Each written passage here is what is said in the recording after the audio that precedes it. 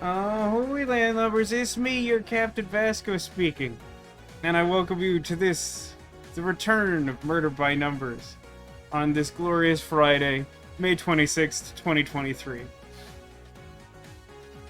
Now, if you're catching this in the future playlist or otherwise have been living under a rock, I will draw your attention to the fact that I have not played or streamed this game for a few weeks now. May is a busy time. This year somehow more so than usual. I don't really have an explanation for that.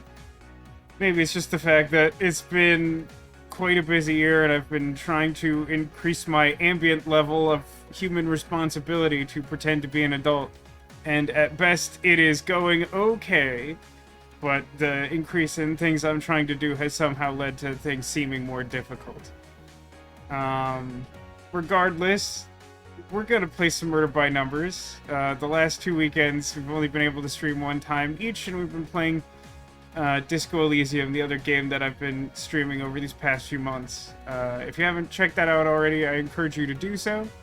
But I honestly have no idea what anyone's impression of the playthrough is. It's a game that sort of happens uniquely to everyone. It's a wild time. You will see some wild and wacky stuff, which is also the case here in Murder by Numbers. As I recall, I think the broad sense of the last time we streamed was like, we found enough evidence to arrest Iron Kino, like as a smuggler. And she basically confessed to it being like, I thought it'd be fun, because life is weird, wee. And then her brother got super mad and like followed us to the police station, was like, how dare you arrest her of the crimes of which she is guilty? I am very mad. And then we spontaneously found some like footage that like, no, it wasn't the footage. For some reason, we just, like, had a conversation with Detective Cross, and he was like, something, that gun that we found that was involved in this most recent murder is for, like, a left-handed person. Do you know who's also left-handed? Iron Kino's brother, Ray Kino. So we, like, arrested him, too. But then we found some footage that was like, no, it wasn't him. It was the guy we let go under the pretense that how could it possibly be Clyde Musselman? And then we had another conversation with Ray, and we're like, listen, we have no qualms leaving you in jail forever due to our shoddy police work, unless you can help me figure out why it's Clyde Musselman. And then he remembered that his name isn't Clyde Musselman, it's Hyde Musselman. And then we hacked a military database and found out that he, like, had a bunch of, like, disciplinary action on his file, including, like, a suspected murder of like a superior officer based on some evidence that went missing that we found earlier in the case. And even Hope, who's the worst detective of all, was like, hey, wait a minute, that evidence has been in my inventory for most of this case. And I think that's roughly where we left off. Hello to Neko and to Sarah, who've joined during the recap. Like the little pirate cushion. I mean, our pirate friends. Yeah, I had some of them out last week, but I like the little pirate theme. And I do agree, I don't know if something like that exists, but I would love a plush pirate ship to put pirate plush on. It seems good. Anyway, let's go over to the game. I've started to become aware of how much time I spend transitioning to the game based on the fact that I've been putting in chapter markers on YouTube. It's a lot less than I would think on average, but today we'll ruin that curve a little bit. Let's load the game and try to remember how math works, especially with, like, European-style dates. So it should be this one. I'm just gonna take my own word on that, considering that I don't know what the next thing I was gonna do was. Why would it be the menu button, though? Why would that ever be the next thing to do? I can go to my apartment for some reason. I don't know why that is. Hope everyone's doing well. Here in the United States, it's a long holiday weekend. It's Memorial Day. That's exciting. Currently, I very specifically have no plans other than usual weekend plans. And I'm pretty excited about that at the moment. Alright, I have to do the voices because the game doesn't have those. I know how this goes. I've played this game before. I hope the sync's okay. It should be, but for some reason I'm paranoid today. Delicious says, work was very annoying today due to severe mismanagement. I'm sorry to hear that. It's been a weird but not extremely bad work week for me. I don't think any of my stories about it are particularly interesting. I will say that my greatest hindrance of the last couple days has been the fact that, like, our water heater for the building broke, like, right when I needed to take a shower after, like, committing a bunch of extra time to working out because I've been eating a lot lately. So I was really gross most of the night, and then I was like, I really just need to wash my hair very badly for, like, psychological health reasons, and had just, like, a profoundly unpleasant, like, Arctic temperature shower. And then the landlady, who we all know and love, was like, the water heater will be fixed in the morning, which suggests, you know, by early afternoon it will be fixed, which was not the case. And so I had, like, a short day today at work, which was fun for me, except that I tried to get in more exercise again, and the water was off for, like, several hours longer than I expected it to be, and almost to the extent of ruining the setup time frame for the stream. So, like, could be going better, but, you know, considering how bad the first, like, quarter of the year has gone, I'm really trying to keep things in perspective of, like, that's a dumb thing that happened basically over 2 days, but it's fixed now, pretty much. Anyway, I should play this game, huh? I'll never get to these nonagrams that I'll never be able to solve using only the power of my mind if I don't read the dialogue. Any good news? I tried my usual sources, but so far, nothing. What sources would you be, just to find Clyde Musselman, I guess? About Clyde. Got a new lead on Musselman thanks to Ray. Ray was helpful? He was plenty cooperative once he realized I was trying to prove he didn't kill Lori. Typical defense lawyer, happy to fight the good fight, but only when it suits him. What did you find out about Clyde? Firstly, that his name is not Clyde, it's Hyde. I know, this was a big shocker. Everyone gasped in unison, like cartoon characters. It's pretty wild. This is next week she'll be going to see her brother, and then she'll be going to the Chester Zoo, her favorite zoo. How many zoos are in visiting range for you, Neko? I'm curious what the rankings are. Not that I, like, have much frame of reference. Yeah, I was thinking the same thing, Demolition. Like, it's kind of funny. I don't remember why. While setting up the game, there was something about the story that I was reflecting on in comparison to Phoenix Wright, because overall, I would argue that the two games have, like, a similar vibe and structure. So when this game is like, defense attorneys, I'm like, I feel like Phoenix Wright would not be pleased. He was a Marine, was dishonorably discharged, likely killed a superior officer, and that's not even the interesting part. After he was discharged, he got a job at the lab that created Scout. Well, I'll be darned. Do you think there's some kind of link? That's what I'm hopping to find out. I don't have any evidence. I guess this conversation is done.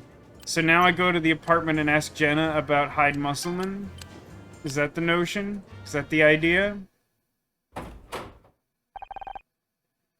Did you solve your case? No, if anything, it got more complicated. Well, I am not done yet either. Cannot rush these things. Got to take your time and think it through. Do you know... Okay, no, I guess I can't ask about... That's weird, that's the second conversation in a row that has foregone the usual conventions of this game. where typically when you, like, walk up to someone and hit question, it kind of just pops up the question menu and shows you what, like, investigative questions you have regarding the case. And, like, the last 2 times I tried to talk to someone, it just brought up a text box like we were just actually talking instead of questioning. How's the work going? There is a lot of weird stuff in this code, but it is nothing I cannot handle. The bigger problem is going to be deploying the patch. I don't know if I can do it without a specialized tool. Sure, we'll talk about your thing first. It would be rude not to. What specialized tool do you need? And is it a dingle hopper? Something called a data shunt. I beg your pardon? What did you call me? It is for uploading software to a protected drive. Not something you can buy off the shelf. Perhaps in 1985 you can go to the corner drugstore and buy a data shunt, but here in 1955 it's a whole other matter. Can't do it without it? No. This patch has to hook into dozens of core systems to override Scout's decision-making. That sounds ominous. I understand that there's a very real way that you could apply that in such a way that it is not ominous and, like, traumatizing in whatever way an artificial intelligence made out of, like, a little bit of radar, some antennas, and a VCR can be. But, like, something about, like, overriding all of your decision-making processes sounds like nightmare fuel. That sounds, like, real bad.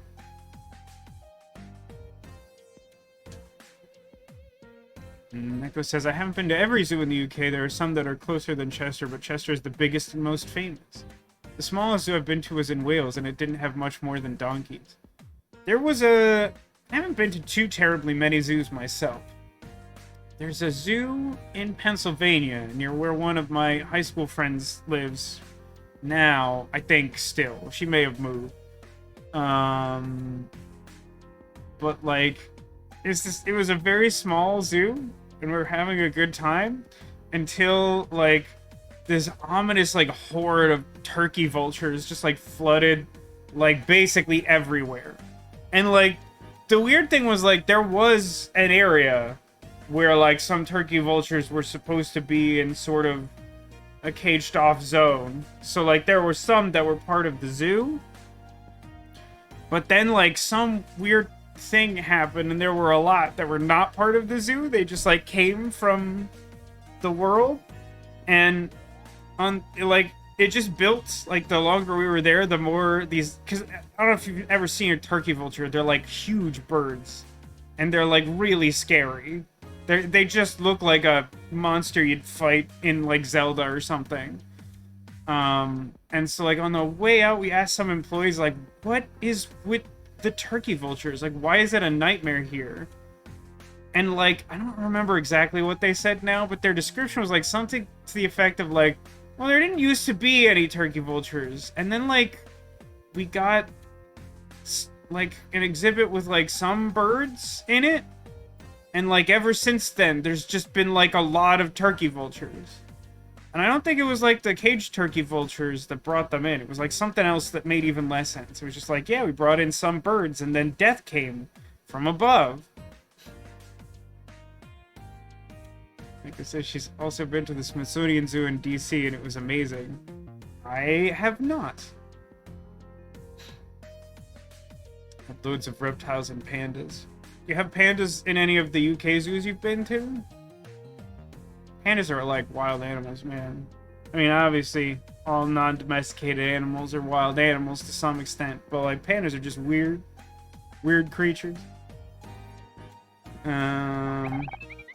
What do you mean? It will completely disable your offensive systems.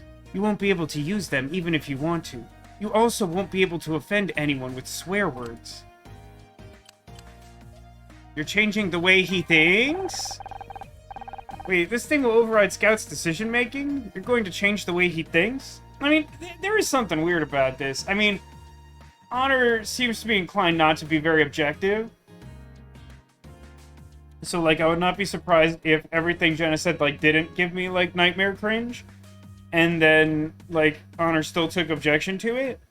But, like, at the same time, if the purpose of this process is to, like, just disable the weapons functions, would it truly be necessary to change the decision-making process?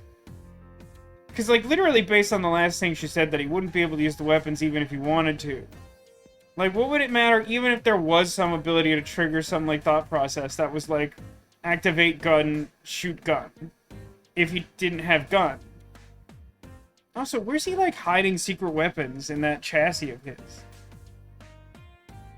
He's basically just 90s odds and ends glued directly together. Like, where, how, where? It will take away his ability to hurt people. What is the problem? I'm just not sure if I'm comfortable with the idea. Also, as the person who developed this advanced artificial intelligence made out of a VCR, etc., I feel like you should be some amount more concerned with preserving the sanctity of its existence. Like, maybe that's, like, too cliche of, like, a robot trope from, like, 90s movies and stuff, but, like, it feels weird to me, like, how cold they depict Jenna as being, and not because, like, Jenna needs to be, like, a super friendly person or whatever, but, like, it just seems like I would expect. I don't know if she's truly the lead scientist, but they kind of frame her like the lead scientist on, like, the original Scout project, and then that sort of changed over time into something different, and then she wasn't in charge of it. But, like, I feel like I would expect her to have more of an attachment to Scout. Just in general, both as, like, a person and as, like, a product. And she doesn't really seem to care about either all that much, and it feels weird. I don't ever want to hurt anyone again, Otter. But right now, that's your decision. If we take that away from you, if we force you to never hurt anyone, does it mean anything anymore? No, wait a minute. That's also, like, not... I mean, I understand we're trying to make an argument about agency and free will here, but, like, if the initial impetus was an act of his own free will to not shoot gun, isn't the outcome still from his own free will? It's not like we're making him do it. He literally just said the main thing that he wants is not to hurt anyone. I'm not sure I understand. Yeah, same, Scout. Can we discuss the philosophy later? Picture an egg. I have work to do. Hey, did you know anyone at SSI called Hyde Musselman? Yeah, he worked in defensive systems research. Some ex-military beefcake with more muscle than sense. That sounds like Hyde. Do you know what happened to him? After SSI shut down, the head of defensive systems started his own company. I think Hyde went with him. Any idea which company? Wait, I should know this. What's the name of the one that, like, the Frank Pritchell is with? What's that one called? Yeah, there it is. It was a long time ago. Had a name like Lethal? Or Lathe? Leith? Or Leith? I don't know, man. I'm sure that's an English word. I don't know. I've never seen it used, but I don't know. I don't know how to pronounce it. Yeah, that is the one. Hyde worked at Leith? Are you sure Hyde went to work at Leith Security? Yeah, he was sick of working in a research lab anyway. Only time I ever saw him smile was when they were doing weapons tests. Cool guy, cool guy. We've met the CEO of Leith. His company is connected to 3 different murder cases. Wait, you met Jack? Did he see Scout? He was very interested in me. He even offered to repair me after I was damaged. Oh yeah, I did a little bit forget about that. That's kind of bad, huh? Hey, Kronos, welcome to the stream. Enjoy me remembering Jesus' button. Someday I'll get better at it. Welcome, welcome. Have we murdered any numbers yet today? No, although interestingly, despite the fact that I normally just, you know, refer to the game in terms of puzzle solving, I was also saying that we would murder some numbers today. So I think we'll get around to it eventually. Right now we're in the story zone. There's a lot more plot happens in case 4 than like all the other cases put together, which kind of makes sense, but also feels askew. Oh no, if he knows you are still working. Do you think he might do something? Try to snatch Scout or something? I do not know, but you had better watch your back out there. It's tough out there for a blimp, which I'm sure is an acronym for what Scout is, somehow. You know, on account of the floating and pretending to be a balloon and whatever. I guess we talk to Detective Cross now? I spoke to Jenna about Hyde. He did work at SSI in their defense division, and his boss was Jack Larson. Larson? CEO of Leith? I don't know why I can't, like, do... Cross voice just sounds wrong today, and I don't know what I'm doing different. Yeah, when the Scout project went bad, SSI was shut down. Jack founded Leith, and Hyde went with him. Let me get this straight. Hyde works for Jack, but so did Lori. This gets more complicated by the minute. Yeah, we should, like, draw a flowchart or something. If this is how they handle disputes at Leith, I hope they have a good employee health plan. Dan, old plan. Lisa needs braces. Lori contacted us because she wanted to give information on Frank Pritchell. That has to be why she was killed. Larson's gone too far this time. He may be the common link between these deaths, but we still have no evidence against Jack himself. Then we need to find that evidence, right, Detective? Right. Okay, but how do we... Jack Larson's always been one step ahead of us, I say, having only just realized he was even part of the game. Not this time, we need to get inside Leith offices. I agree. How long will it take to get a search warrant? That's gonna be tricky. Not exactly on the best terms with my captain right now, what with the whole going undercover without telling anyone thing. He's never gonna play ball. And what's worse is that he won't help us by getting us the search warrant we need. Okay, so no warrant. What about me and Scout? It's a private security company, Honor. You can't just walk through the front door. Unless it's Mordor security. I think you can do that. I think you can just walk in the front door of Mordor. Is that correct?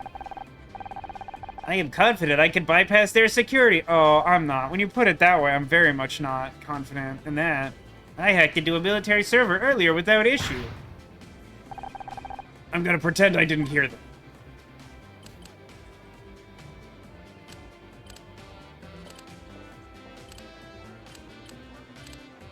These are all pretty rough things to say.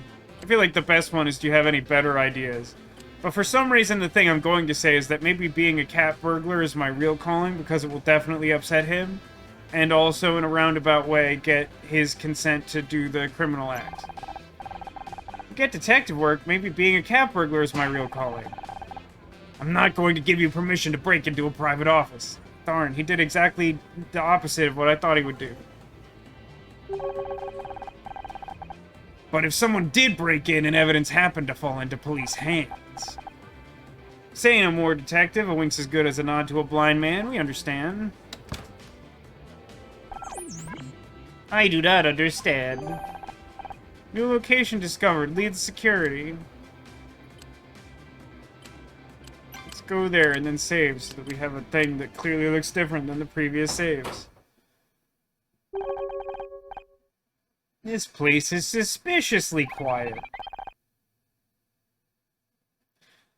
I'm not going to complain, but I am going to note that I am confused.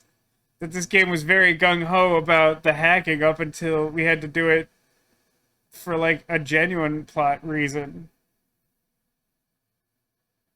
This just feels inconsistent, but I'm glad that I didn't have to do it. That's cool. Hacking their security system was some of my best work. It's strongly implied that I did that. I thought you were just disabling the security alarms. How did you get everyone to leave? While I had access to their network, I sent an urgent message to everyone in the company. They think the building is being fumigated for killer bees. Now listen. it is definitely the case that in any given office setting, people are generally looking for an excuse not to be working. Just any excuse not to be working. It's a high percentage of the plot lines from The Office, at least the US version. I've seen very little of the British version. But the US version has just like a ton of plots that are just like people throwing parties and whatever. And it's like, yeah, that's kind of what offices are like. But like, it somewhere in the building, there's got to be a manager or even a middle manager who's like, hey, I wasn't told anything about the bees. I'm gonna look into that, and then it would probably find that there were not bee problem. You know what? It's fine. I guess that makes this kind of a sting operation. Nah, it doesn't. That's not what that means. Let's take a look around. There's got to be something linked to Lori or Hyde or whatever. Oh, sweet. Puzzle time. This one of them. This one of them. Say complete. I wonder how many puzzles we will get in this room. I don't remember what grade we're at. I don't think we're extremely close to ending the game. Finally found it. Alright, now, unfortunately, I have to remember how to play this game, and I do think that might cause me some issues. So bear with me for several minutes to an hour, or what have you. 7, 8, 9, 10, 12. Alright, this 3, 4, 2, 3, I think that's a full row.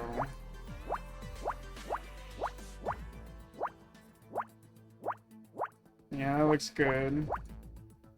And then hang on a second. So this 6 could go up to there, or 1, 2, 3.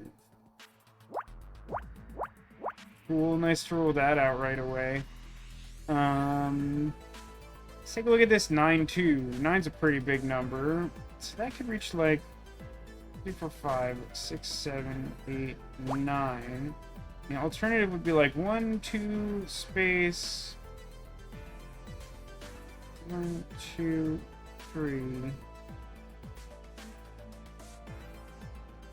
Yeah, my brain misfired for a second there, but that's the way I do this, right? It would be like counting from the bottom: 1, 2, space, 1, 2, 3. So the variance is 3, so it's all but 3 continuously. Maybe good enough, close enough. I don't know. Hey, Arcadius, ahoy, and welcome to the stream. I'm glad that you got your arm back. Although I will admit that I think I missed a step in the saga to understand exactly what that means, but it sounds like a good thing. So, like, I'm happy for that, for the good thing. I'm getting a lot out of this 441 situation. It's a lot of, like, small numbers, you know?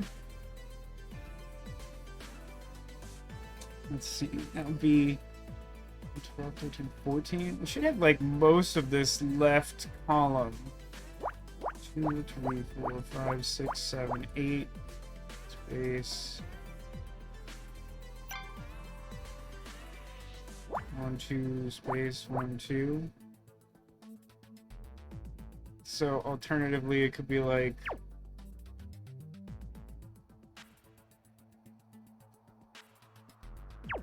actually, hang on. Is there some world in which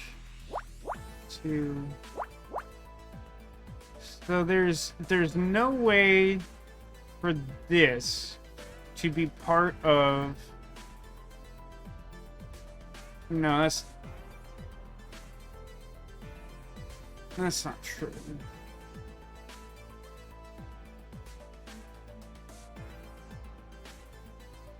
I guess all this tells me is that, like,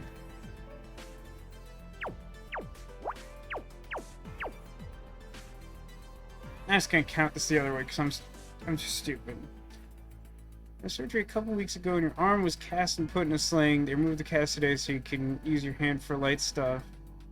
Still be 4 weeks before you go back to work, which is a whole can of worms in and of itself. I can imagine, given how much they rely on you and, like, not in a super appreciative way, I can imagine that being challenging. All happened in these last 2 weeks. That sounds like maybe an even more hectic iteration of 2 weeks than I have experienced. On the subject of appreciation, my boss sent out a really nice email to our department today, being like, I don't say it very often, but I appreciate the work that everyone has been doing from home since we've all had to work from home. I think we're doing great. And I was like, that's really nice. I'm glad that you did that. Okay, so like the bottom version looks like this. The top version would be like 1, 2, 3. I guess the top version would basically be like that, right?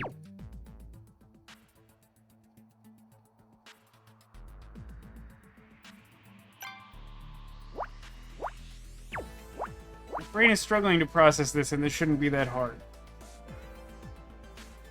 Because I can't fit both of these up here, I think that means that this has to be... I think this is true. I also kind of think it's true that this just has to exist here. Because I can't fit both of these things up here, there's no way for this to be continuous with the other 8. Because, like, the other groups couldn't be separate, so this can't be separate from the other groups. So, like, it should be the case that these bottom 8 have to be filled in this fashion. And going off that assumption, because I'm the struggle brain think bad, I'm just gonna use the wall principle to fill in these left-hand groups. 4, 2, 1, 1, 1, 1, 1, 2. Okay. I don't really know what kinds of things I expect to find here. So I see this thing that looks a little bit like it could be part of like a gun, and I'm like, ooh, a security company, a gun. But like, frankly, I have no earthly idea.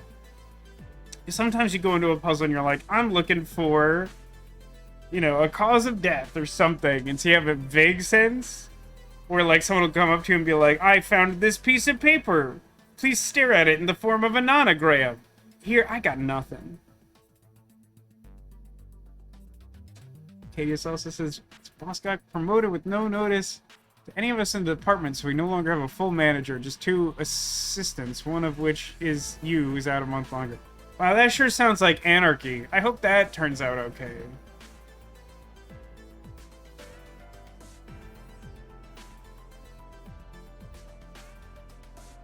I'm pretty sure I can make a deduction that this space is blank, but I don't have that much confidence in my puzzle ability right now. But here's my thought process, which I'll state out loud at the very least. The next group over from the left is 4. If I did it immediately next to this, it would reach into this space and touch it, which means that's not possible. Even just like one space over, leaving that blank, would allow that group of 4 to be possible. But since, like, I can't have a group of 4 that goes to here and then reaches this space, which would then be a group of 5, this space should be blank. And after saying it out loud, I'm leaving it. It's fine. Should be able to fill in one of those groups for the top on the left as well. That's probably true. Just gonna blank that. 2, 2. Yeah, I mean, like, this should be filled, right? It's not possible to be these 2 squares, no matter what. It's probably blank. Probably. The confidence is a factor. You already beat Zelda Tears of the Kingdom? You've been busy, Alcadius. I'm glad you've been able to play it with the cast on.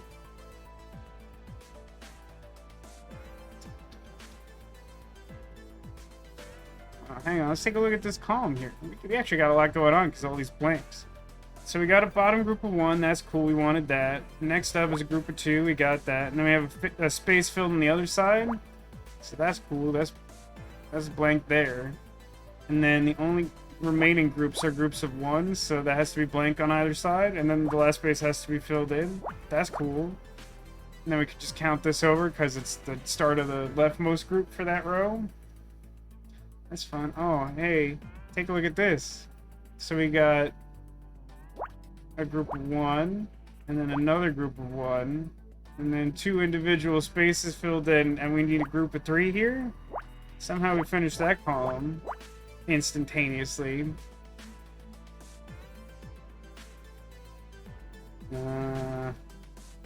Else we got? You know, I'm just gonna fill that in. Now that looks all above board. Fairness, you literally couldn't do anything else than play the game in those last 2 weeks. Yeah, I mean, that's fair. When did it actually come out? Was it like exactly 2 weeks ago, or almost exactly 2 weeks ago? That kind of sounds right, but I've kind of lost track of reality and time, various other concepts that might be involved in evaluating that. This here should be the first space in the leftmost group of 4. That's cool. And then we know this has to be part of the next group of 4 in that row, so the overload principle tells us that even if it starts at this earliest space, it must also fill that space.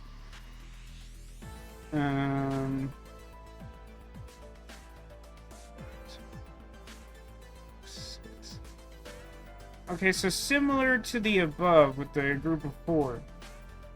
If we count out we got our group of 2, we got a blank space to make it its own dealio. And then, so if we were to count this out in theory as the next group of 6, 1, 2, 3, 4, 5, 6, we find ourselves in the same situation where it would touch another space that's already filled, but not merge correctly to make the right size of group. So this should be blank. And you could argue that, like, we should be able to tell that from the column. I guess there really is, even though I don't know where the 2 groups of 1 go, I guess there's no way that there could be a group of 2 anywhere high enough to make this propelling as part of the group of 4. So ultimately, shut up about it, is my answer to the question you didn't ask. But as a result, we know that somewhere in these bottom 6, we have 4 spaces filled in, so the middle ones will overlap no matter what happens. And we use the wall principle to count out the next group in each of those rows. It's that time. Got a space here at the bottom, which leaves enough for 3, which is our bottom group. Exactly, that should work out thusly. One of these 3 spaces is filled. Good luck to me figuring that out.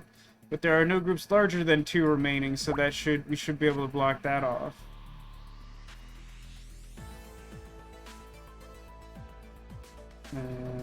Nothing there. So this is close enough to the bottom that it has to be part of our group of 5, so we can overload that. If it goes bottom to here, that would be 5. If it goes here to this, that would also be 5. So got ourselves some overlap. Works a couple different ways.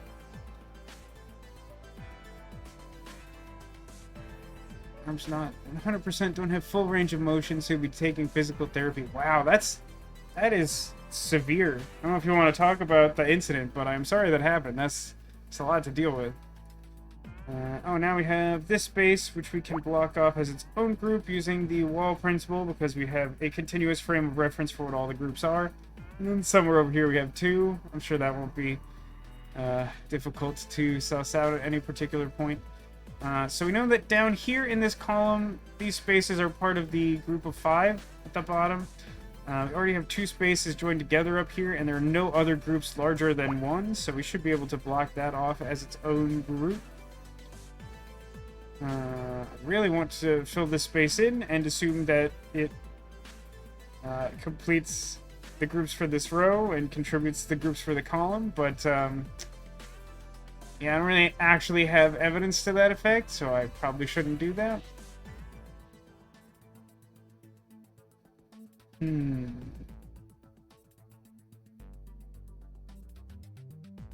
If I could do that, then I would know that this is part of my group of 5.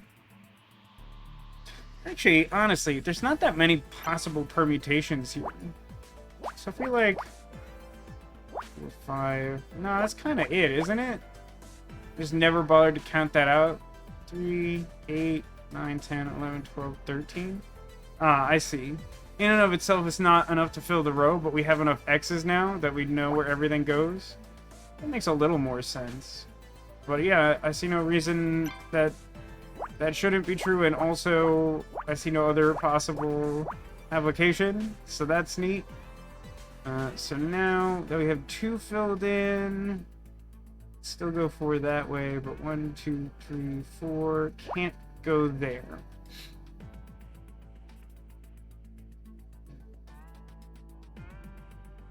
Okay, don't know what to do with that. Or that one.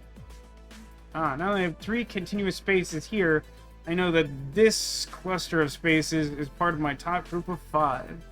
So anything that extends more than 2 away from it can't be viable.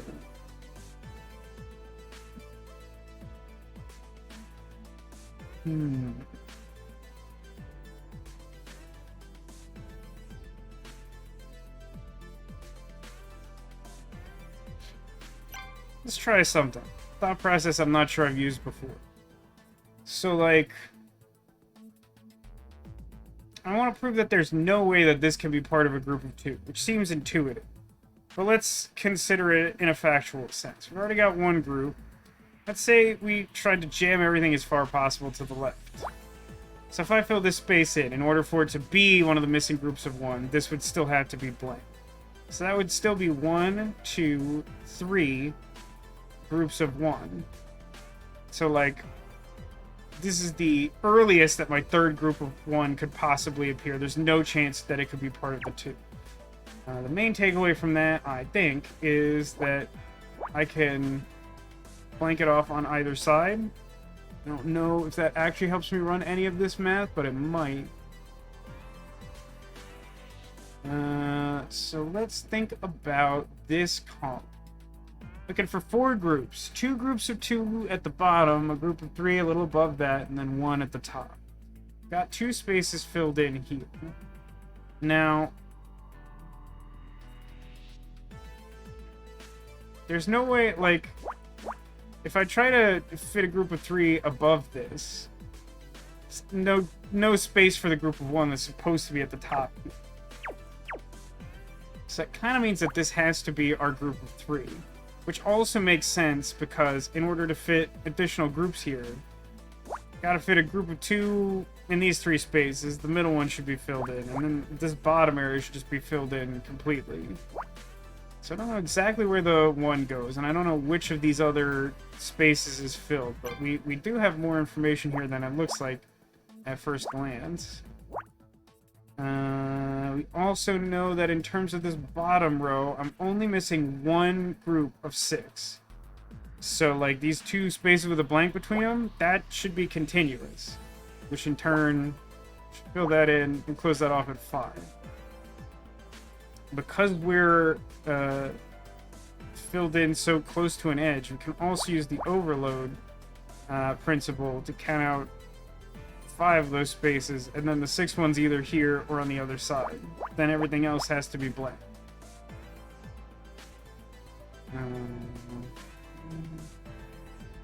Okay. These should also be continuous in that same sort of way. There's no way I could fit a group of 6 and then have that second one be my rightmost group of 1, so these all have to be part of my group of 6. Doesn't tell me much about the left because it could still reach all the way over there. But we can use the wall principle to count these bottom groups up. So this is 1 and 1, which then also confirms, because this is supposed to be a group of 4, this space should be filled in. And now we've already accounted for the next group above this 4 that's in progress. So since this space can't be part of that group of 4, it should be blanked out.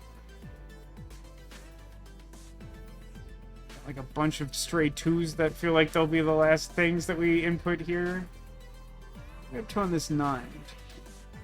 6. Basically no progress there. That seems reasonable. Let's take a look at this column. I have a group of 2 established here. There's no group larger than 2, so that should be finished there. And then, if we look at this, we have 1 space filled in below that, and there's only 1 unaccounted for group. So all things in between those groups should be blank. Don't know what that immediately does for me. It seems like nothing, but it's some kind of progress. We can also look at this column, where I have 2 different spaces filled in, and I have 2 different groups to finalize. This is an endpoint and a relatively large group at 5, so that should reach up to the top. And then here, I just need 1 space filled on either side to finish that group of 2. So everything outside of those bounds gets closed off. That then makes this the starting point for our group of 4, and gives us exactly enough context to finish that row. And now, with these 3 continuous spaces, there's no way this can be part of our rightmost group of 6.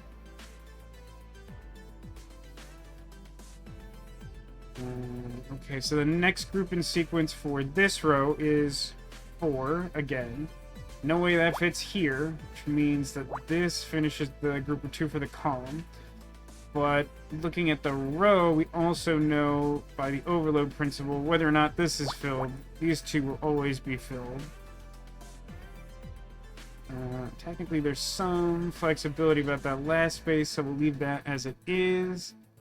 Now we've got 4 continuous spaces. This is meant to be our group of 5.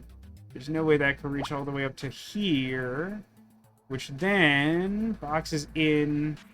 Well, no, I guess technically our group of 3 could be over here. But I think it's likely that this is our group of 3 for that row. I'll leave it for now, though. Any clues about this? No. This column has only groups of 2. So now that I have 2 continuous spaces there, that's 1 group down.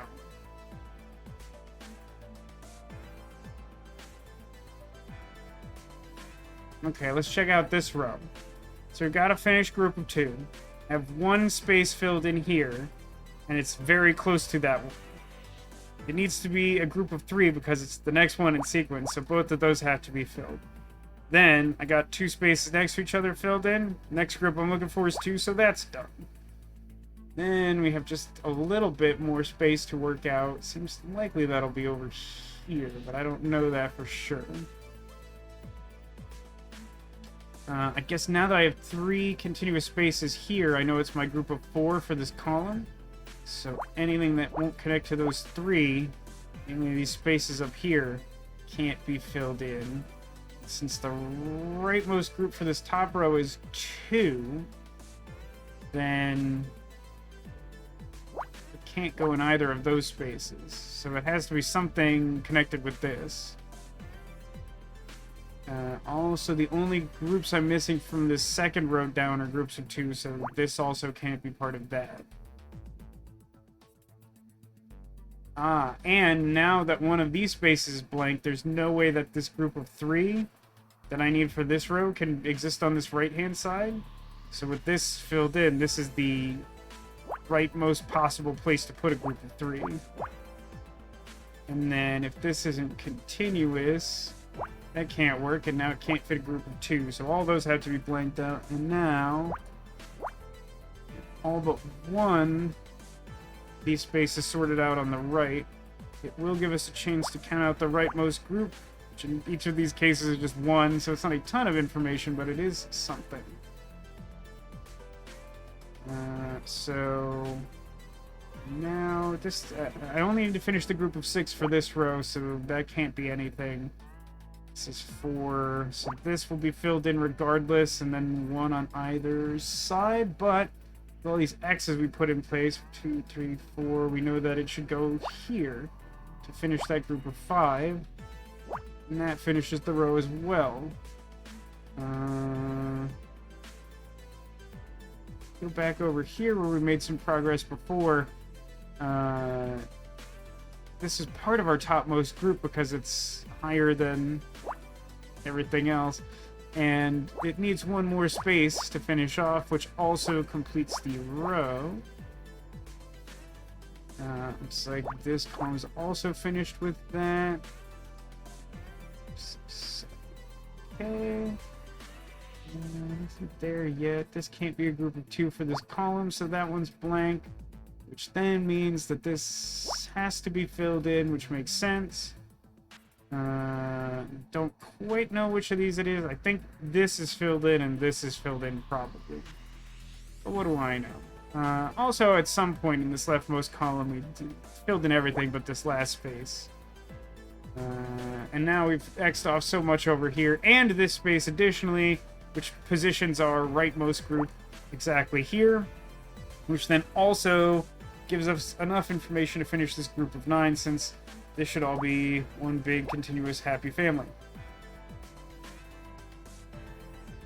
I guess this row still needs a group of 2, so these last 2 spaces are filled in. These ones are blank, and then this one would need to be filled in to finish the top row, since that's the last option remaining. Let's see. A group of 2. Oh, I only need a group of 2 now for this row, so this can't be anything. So this is filled in, which blanks this, which fills this in. Looks like I was wrong. So we fill this space instead, and then that becomes the last group of 2 for the row, and it's also the starting point for the last group of 2 in this column. And then this becomes our rightmost group for this row. And I need 2 more groups of 1. No, that's not right. I need 1 more group, and I have this one filled in, and it's just not clear whether it's left or right of the 2 that aren't finished. Something we can act on now is we have this space, which will become the start of the last remaining group of 2 there. And then we get to count that as the only missing group of 2 in this row. And then we get to count that down, same fashion, and then count over, same fashion, and then down again. Then that finishes here and here. So this is blank, and that's filled in, and that's the last space. It's like a clown at an angle. No, it's a teapot. No, it's a watering can. No, it's a locker. Okay, sure. That could be a locker. I kind of, it gives the impression of Ditto's parents fighting a little bit. Oh god, we're still on C rank. We'll never finish this game. I feel like I probably said it before, and I definitely suspect I will say it again before we finish this game. And I know it's gonna sound stupid, but at a certain point, Murder by Numbers feels like it's crossed into the linger zone. I don't know if there's a better way to describe it, because it's a concept I didn't really have until I finished playing Wintermore Tactics Club, which is like, I generally like Wintermore Tactics Club.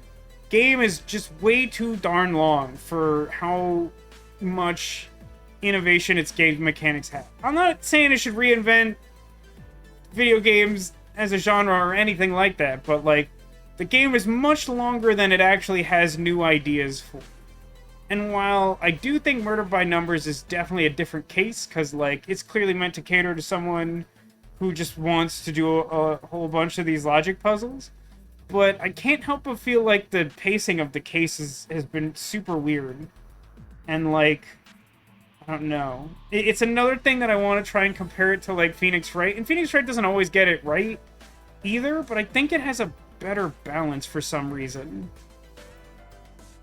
This game feels incredibly long. I mean, I would definitely agree with that. Although, I was talking to Katia about this off-stream. He's like, when did you start playing that? I'm like, in fairness, let's all remember that there were many months last year that I wasn't playing this, and then I started playing it again. However, I did start it a really long time ago. This locker is labeled Lori Becker. Now we might finally find out why she wanted to talk to Cross. That feels like a leap, but we might as well break into it and hope for the best. Do we have to hack it? There is one problem. How do we open Lori's locker without the code? What if we have the code already? We've been carrying it around all day. Oh, Lord. It's the message on the bracelet, which is something about our fate looking up or something. I don't remember what it says. I don't understand. Well, the yacht transmission was the word elm. I don't remember there being anything in particular about the badge. Maybe I'm misremembering. But there was definitely a coded message we have not addressed from the bracelet. So without being able to check my inventory, that is my guess. Yeah, that's closer to my big issue, Chronos. I mean, like, it's tough for me to try and make an objective case about this, because, like, it just seems like at the end of the day, like, if I didn't want to play the game, I shouldn't do it. But, like, it's... If I don't actively hate a game, and I enjoy it for some amount of time and start playing it, it's hard for me not to finish it, which is very much like my own neurosis, don't get me wrong. Like, I understand that. But, like, I feel like that is the case a sensible, normal person would make. Is like, if you feel like the game is too long, like, don't play it. But, like, yeah, I think the more objective issue is, like you say, the pacing is it's not consistent, and, like, I think to me an even bigger issue is that, like, not all of the puzzles are, like, important. The third case was, like, by far the worst for this, is my recollection. Like, the first two cases, I think, were overall pretty well-paced. And so even though I think they each had, like, a couple of silly puzzles, like, it didn't feel that bad. The third case, like, really started going off the rails, where, like, you ended up having, like, a whole side mission that had nothing to do with the case. And there were, like, a bunch of weird clues about it that, like, didn't matter to the case at all. And, like, that was what started giving me the impression that, like, I feel like I would have liked to see this game be more episodic or more concise. So, like, either you could condense it into, like, more frequent releases with, like, medium-sized stories, or just have, like, a really tight story and put in whatever puzzles you can, because it's a puzzle game at the end of the day. But, like, we're in this, like, weird doldrum middle ground where, like, occasionally no puzzles for a really long time, and then sometimes you get a bunch of puzzles, and sometimes some of those puzzles don't seem important. And, like, these are... So, like, I think part of it is, like, the shorter the game is, the more likely I am to just sort of ignore and roll with, like, a minor issue. Because, like, at the end of it, these aren't, like, huge game-ruining issues in and of themselves. But the longer your game is, the bigger an issue like pacing is, because it will have more time to be off. And I know it sounds like I'm complaining, and that's, you know, because I am. So I don't really know what there's no actionable, like, thesis to this rant. It's just, it just gets me sometimes. The longer I play it, the more frequently it gets me that it's just like, oh, okay, we're just still going. Bracelet? Code? Question mark? Or his bracelet holds the code. Remember the engraving? I do not. For answers held on the day you fell. Exactly. I didn't understand it at first, but everything in this case keeps coming back to Leith's security. I mean, that's kind of a generous way of putting it, but sure. And who else do we know who worked at Leith, whose death she was trying to talk to Cross about? Frank Pritchell? I see. He fell to his death, and Lori's locker might hold some answers. God, that's not a good riddle. That's a real stretch. I mean, like, honestly, the day you fell being, like, the day you lost your job, that's, like, coincidentally the same day that he died, works for me. Trying to, like, tie this into, like, having multiple meanings, I'm like, nah, just, what's the code? Frank Pritchell was killed on June 14th. Try 0614. Security breach! Security breach at 0614. Sorry, that's an Omega virus joke. That's for no one. That's just for me. It's open. Let me scan inside. Oh, cool. We're scanning now. That's a puzzle start.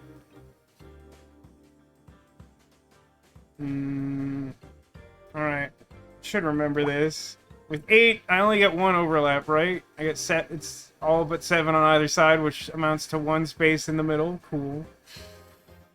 4 and 8 is, like, a lot of it, but not all of it. 2, 3, 4, 5, 6, 7, 8. And then it would be subtract 2 from the other side of the big group, and who knows about the little one. So that's cool. Then we got a 191. 1, 2, 6, 9 or 1 space 1 2. So subtract 2. Cool. 250? Wait, is that right? That seems wrong. How would that be correct? 5, 10, 11, 12, 13, 15. I don't trust me. For some reason, the numbers don't sound right, but I think it's right. It's 5, 1, 2, 3, 4, 5, 1, 1. Oh, no, it looks like that's right. Doopity doopity doopity doop. I'll tell you what, listen, let me be clear about this. This is a good puzzle game. I managed to get multiple people to buy this game just by making them aware that it existed. That's always a good sign for the game itself. I don't think I'm doing all the heavy lifting there. And like, it's pretty good at scaling the difficulty outside of the like specifically meant to be more difficult challenges, which are a little bit more skill plateauy, to be sure.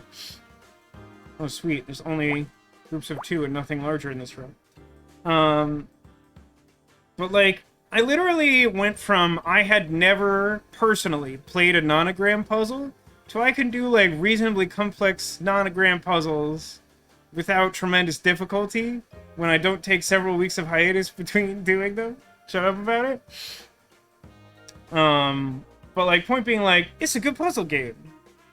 Like, if you like these types of puzzles, it's a great game for it. It's just, I mean, there's something about the intersection of the story and puzzle that just isn't quite right.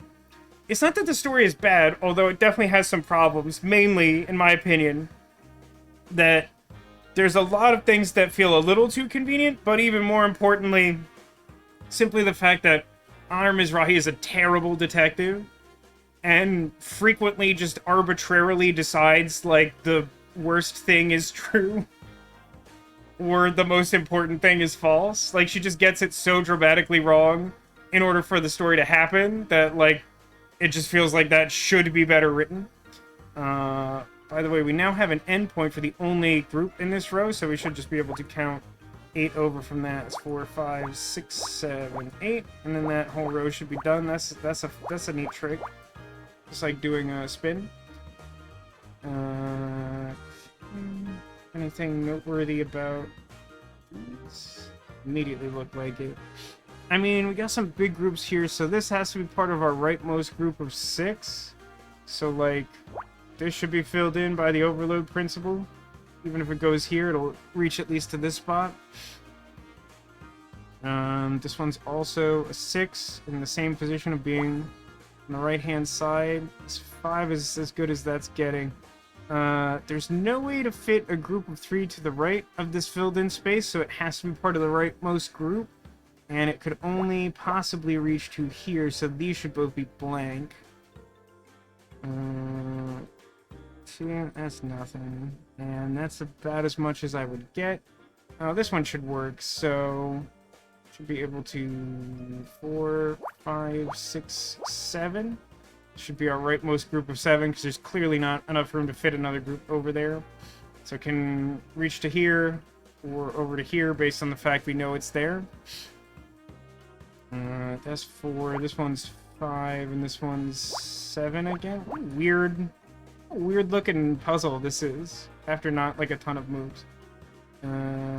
So this should be group of 1, the next group down is also 1, and then the next group below that is also 1. So then this should be part of our group of 4, which means it should extend to at least here. By the overload principle. That's cool. And it should also mean 1, 2, 3, 4, 5, 6. This is no longer a viable space to fill in. Browser crashed hard. Did you try to turn on a single source of light in Disco Elysium? That tends to ruin my computer, which is why I turned lights off.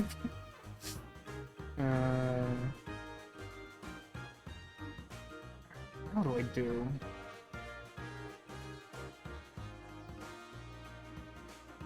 Hang on. So now I have to have 4 of these.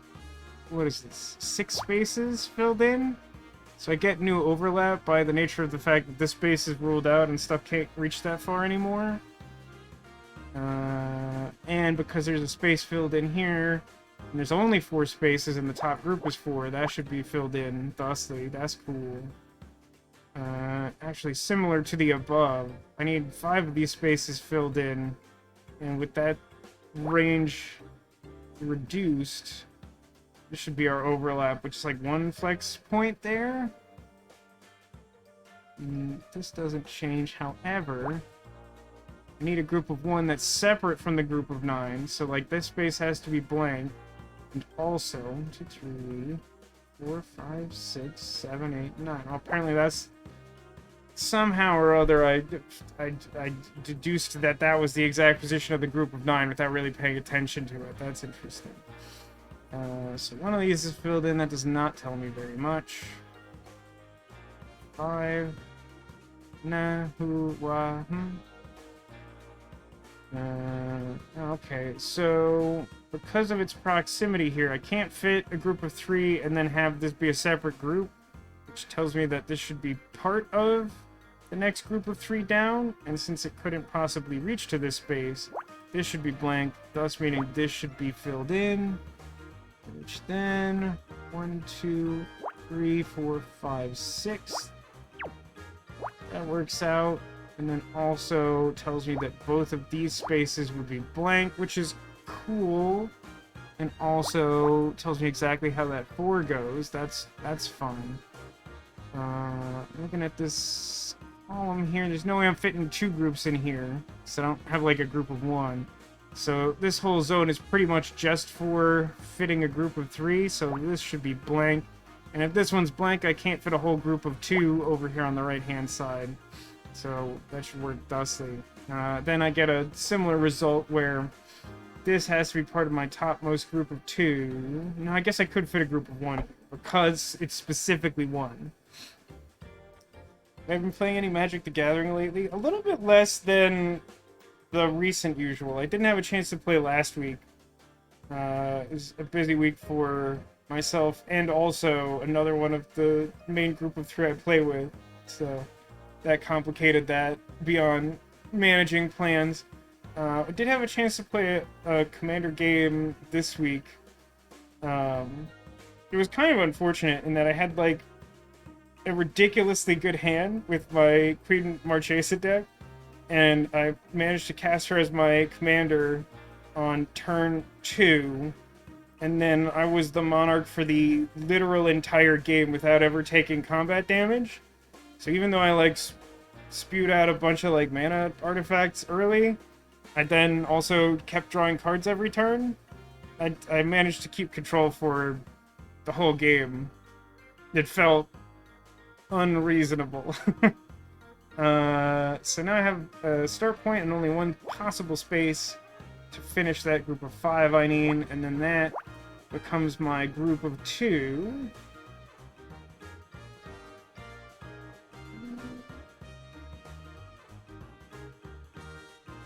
Been enjoying March of the Machines. Yeah, March of the Machines seems like a good set. I mean, I'm not big on Phyrexian stuff in general, and when they made those like lofty claims about changing Magic Forever, I was pretty skeptical about it, and frankly I still am, at least in terms of the story, which they continue to mishandle like just unbelievably badly. It's very annoying to me. But the set itself, despite some of my misgivings about the like Multiverse Legends sheets and what that would do to like limited and stuff, like pretty much all my experiences with the set in terms of limited and constructed are all pretty great. It's a good set.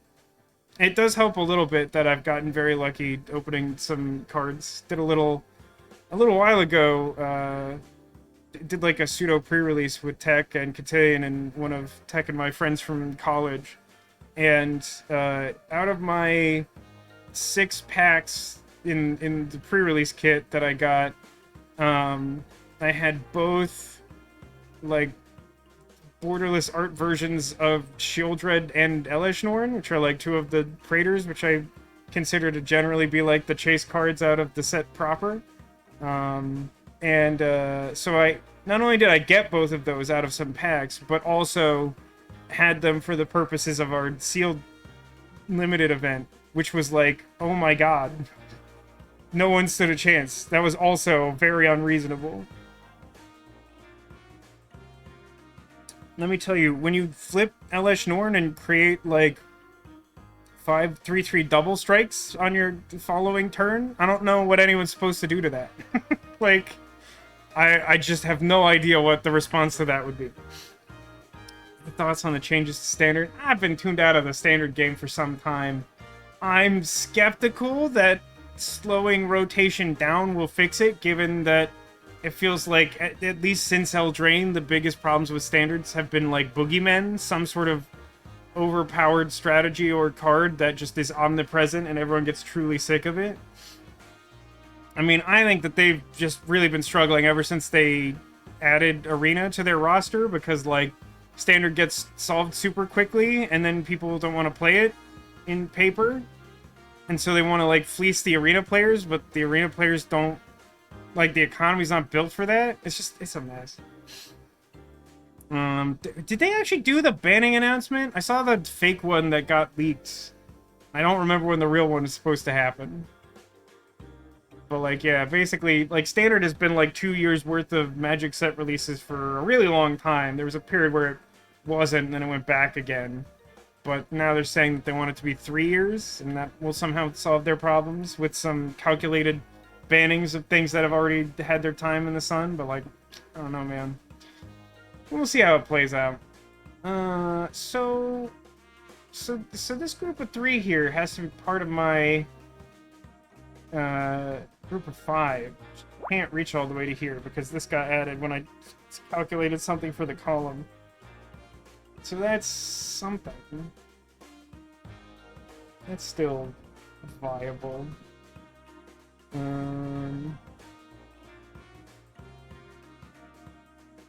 It's really easy to get me started on Magic stuff.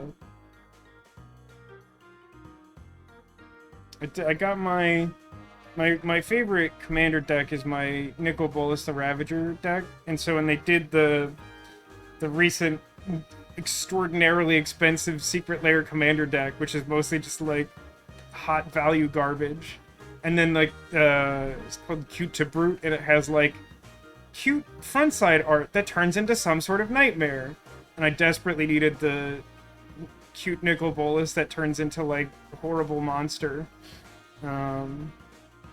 So I got that, and then I've been trying to figure out what updates that deck needs because I haven't updated it in a long time.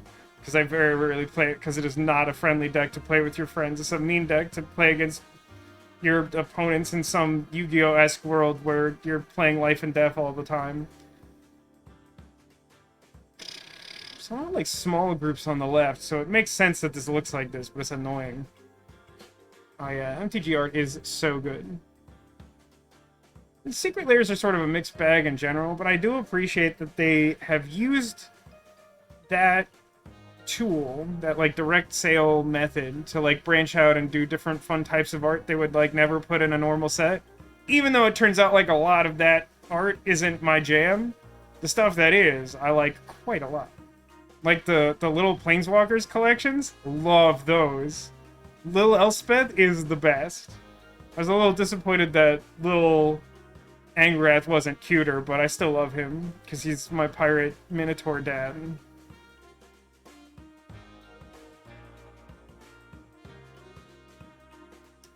Yeah, a lot of like small groups, huh? So let's see. This is how many spaces? I should be able to do. Like I got a group of 5 to sort out here. So this is 1, 2, 3, 4, 5, 6, 7, 8. So all but 3 are my overlap. Yeah, that sounds about right. So that confirms this is part of my group of 5 and this is part of my group of 3, but I don't have enough context for that to mean anything yet.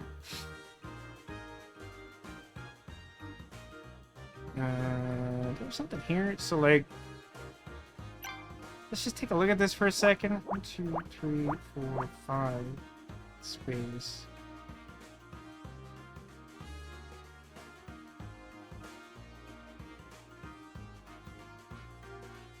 I mean, like, the furthest right that this could go would be, like...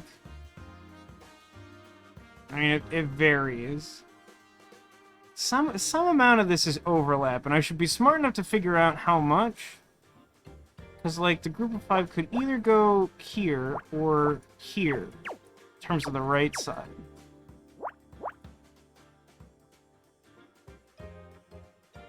So, I guess the way to do this is, like, it could be these 5, or it could be, like, the very rightmost version would be, like, blank, 1, 2, 3. Yeah, you just treat it like that.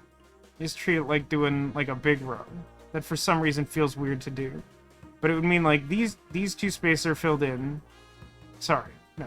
If we're doing the rightmost version, this would be the end of that. Then blank, then 1, 2, 3. So we remove 3, and those should be, like, hard overlap of where that group of 5 can be. Which then would make this the finished biggest group in that column.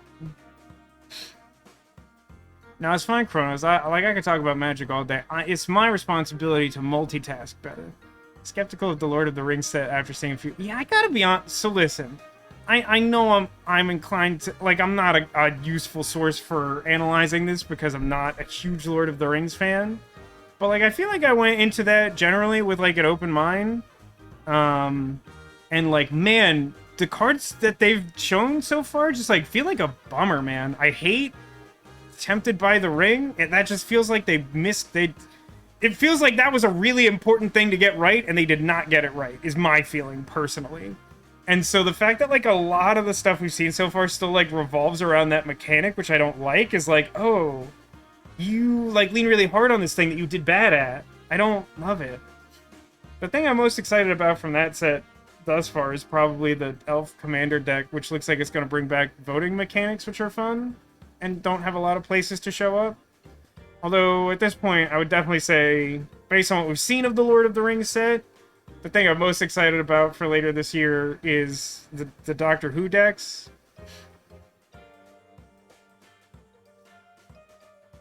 And it says, I felt similar about the D&D set a few years back. What in particular did you feel like missed? I'm not sure which of the 2 sets. I guess the one was just last year. So probably talking about the Adventures in the Forgotten Realms.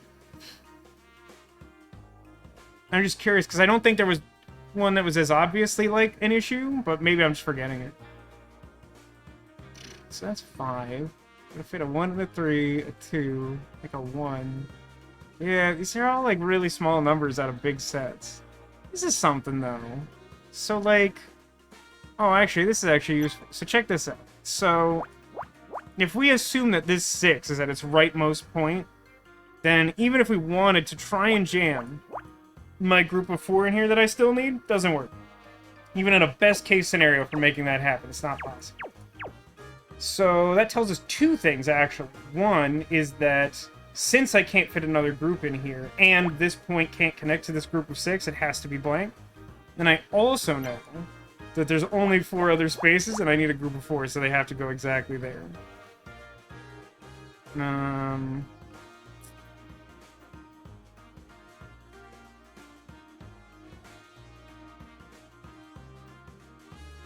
Okay, so it wasn't like a specific mechanic, it was just you felt like it missed the mark of hitting the D&D thing. That's fair. I mean, I kind of like what they did with both of those sets. I think, generally, Adventures in the Forgotten Realms, the first one, is better received, and, like, I think is probably a better overall job, though I do like both of those sets. But, like, I will definitely concede that, like, they deliver on the notion of D&D in a very, very specific way that I think it's easy to feel like it doesn't truly capture that world or that experience. I think almost strictly limited, the power level of the set was real off. I have almost no context for that. I will take your word on it. Fun mechanics like dungeon diving and die rolling weren't super impactful. Yep. Those are definitely the fun mechanics, for sure. I like the dungeon stuff, and I like the die rolling, and they're both used very sparingly. The dungeon stuff got pushed a little more, especially when Battle for Baldur's Gate did the initiative thing. But I will say from experience of playing with my friends who like aren't nearly as enfranchised Magic players as I am, that to a casual player, initiative is a horrible mechanic. Because there's a whole lot of stuff to keep track of, and it kind of just makes people unhappy to a degree that I would not have anticipated. So, like, I don't know. I did make, like, a D&D sort of themed deck that does, like, a lot of dungeon-style stuff. And, it's been a little bit of an issue trying to play it for that reason.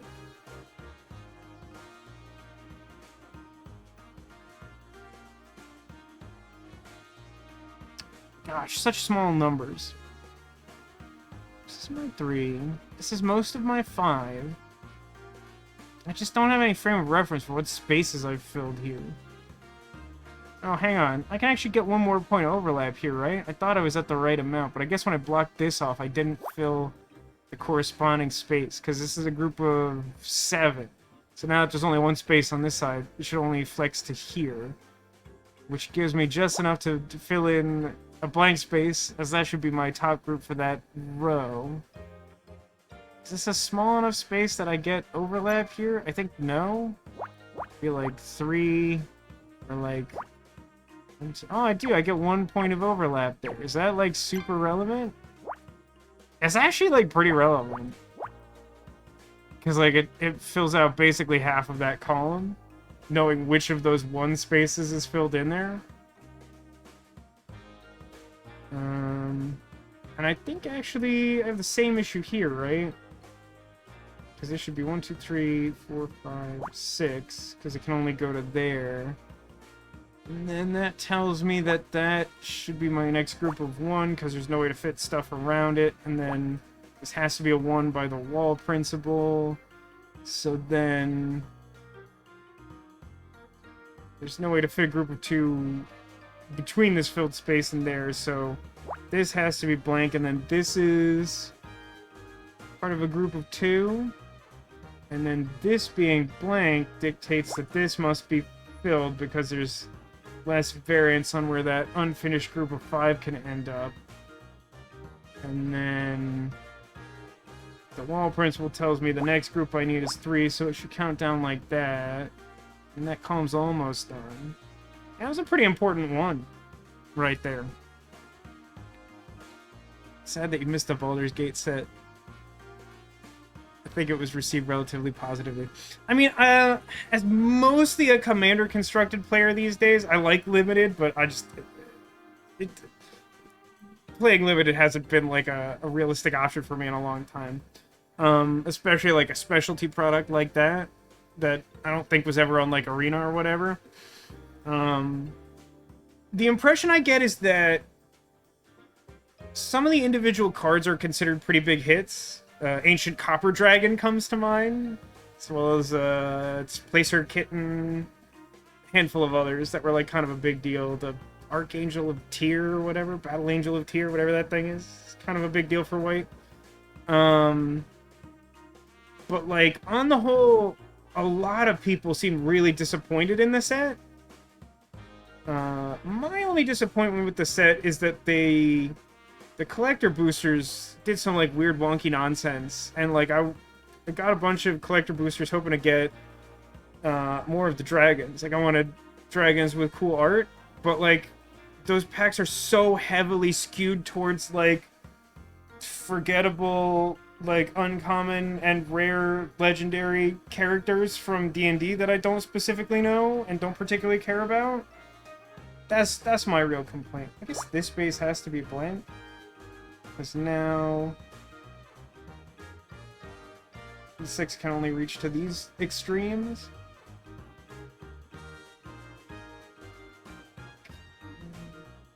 Nothing new there. That's still at 4. Nothing... So hang on a sec. I think because we've X'd these out, these both have to be filled in for these groups of 5.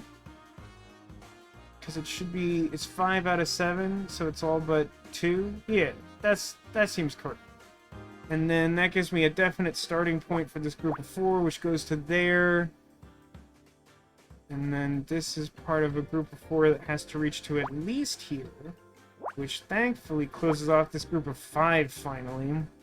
Doesn't help me with any other part of that column because I'm just missing 2 individual spots, which stinks. Stinkeroony. This is 6, 7, 8. Yeah, I could still kind of go anywhere. All the rest of that is still in flux. Oh, hang on. I created an endpoint here, which means this is blank, and then these 2 spaces are filled in to make that group of 6. What does that tell me? Well, that makes that group of 2. I don't know whether either of these is my group of 2 for this column, so that's not helpful. For here, it feels like nothing changed, and I'm not entirely sure how that's true, but I think I'm just not paying enough attention to know why that hasn't changed. It's fine, doesn't matter. So now that we've blanked this space, we know that this has to be filled. So I'm looking to make a group of 6, and at this point, after adding that, I still only have 5. So what does that tell me? So this up here is a group of 3 that's unfinished, and that would make this a group of 2 that's unfinished. But then, weirdly, that is enough information to know exactly the other spaces that I don't know anything about, which is weird and fun. So these have to be continuous because this is all part of one group of 4. The rest that I filled in there are parts of groups of 2 that could technically go either way as far as I'm immediately aware. A tough puzzle. I know I'm magic ranting a little bit, but like this one should take some time. It's pretty tricky. It's a good puzzle though. By just filling in 1 to 2 more spaces, I should have a pretty good sense of where this last group of 2 is, but I do not currently. So that's still open-ended, as is this, as is this. Well,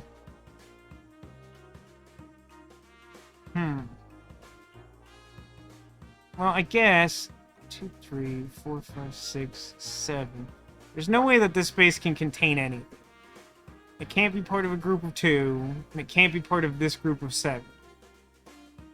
I don't think that does anything for me. Does it? Like, I'm pretty sure this is part of my group of 3. Like, I can't put a group of 3 here. And there's not enough space to have it at the very bottom along with the bottommost group of 1 that I need for this column. So, like, the only other option would be, like, if this space was filled... Like, there's basically no way it's not part of the group of 3.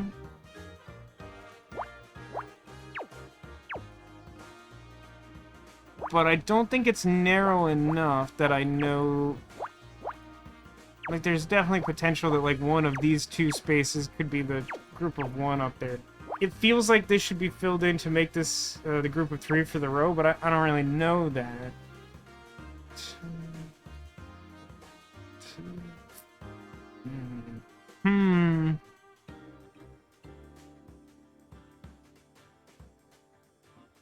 Just really light on context for some of these things that might get me somewhere.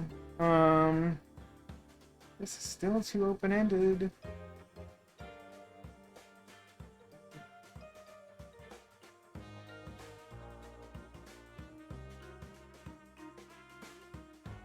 Oh, hang on. So, the rightmost group of 2 can't fit in this 1 space, which means that this has to be part of that group of 2. Oh, and also, this bottom group is a 1. Which also, I guess, tells me that this is the rightmost group of 2 there, and the bottom group here is 2, so that works out like that. How helpful is that to me, I wonder? Well, there's 3 spaces left for this far right column. 2 of them need to be filled in. They can't be the 2 right next to each other, so this one has to be filled in, and then one of these 2 is. Does not tell me anything about this. does tell me this needs to be filled, actually, per the column. Because that's the last space left, and I still needed one. So that closes off that group of 2. And then the rest of that's still kind of open. One of these is filled. Okay. Any one of those ones could be filled in. Any of these spaces could be filled in. 2 of these many spaces. Hang on a sec. We look at that bottom one. We have that bottom row narrowed down to 10 possible spaces. And we need 1, 2, 3, 4, 5, 6, 7, 8 of those to be accounted for. We should be able to get something out of that, and that should probably help. So, leftmost version is 3, 1, 2. Rightmost version is 1, 2, space, 1, space, 1, 2, 3. Now we get exactly 1 point of overlap because of the small size of the groups. But you know what? I'll take it.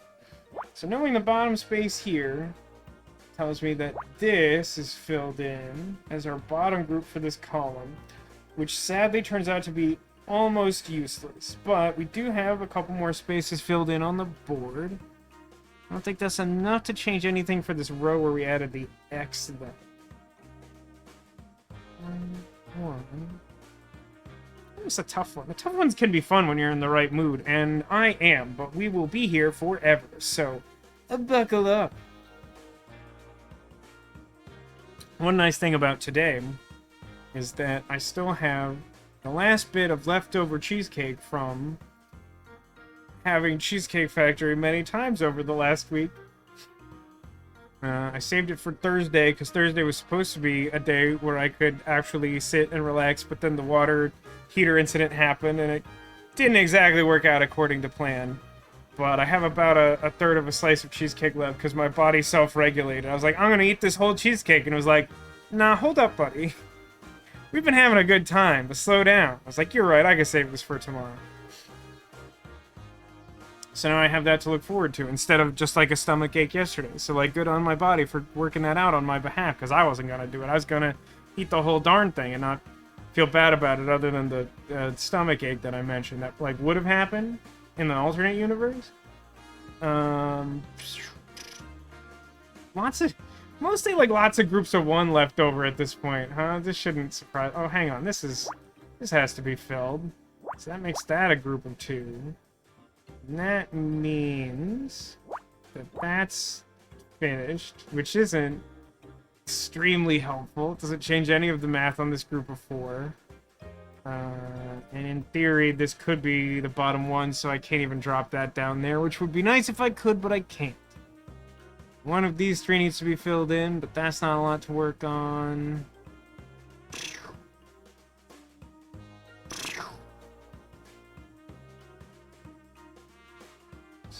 There's nothing, yeah? Not currently anything. Nor is this. Nor is this. Just nothing. I mean, this is part of a group of 3. But, like, this is just. These are such small numbers in such a big open place. Like, there's a hypothetical world in which this is, like, the bottom one for this column. So I really don't think I can do much there. Cheesecake Factory repetition was a birthday indulgence for my mom. I mean, it was for me also, not only in that I would choose it as the restaurant of choice for my birthday, and also because the fact that we did that meant that I got 3 different types of cheesecake in 1 week, which is not a reasonable thing to do. But it is worth noting that due to scheduling complications, with Mother's Day, my mom did not get to do a proper Mother's Day dinner choice on that weekend, so we had to make up for that. And then my dad basically just yelled, multi-ball, let's keep it rolling.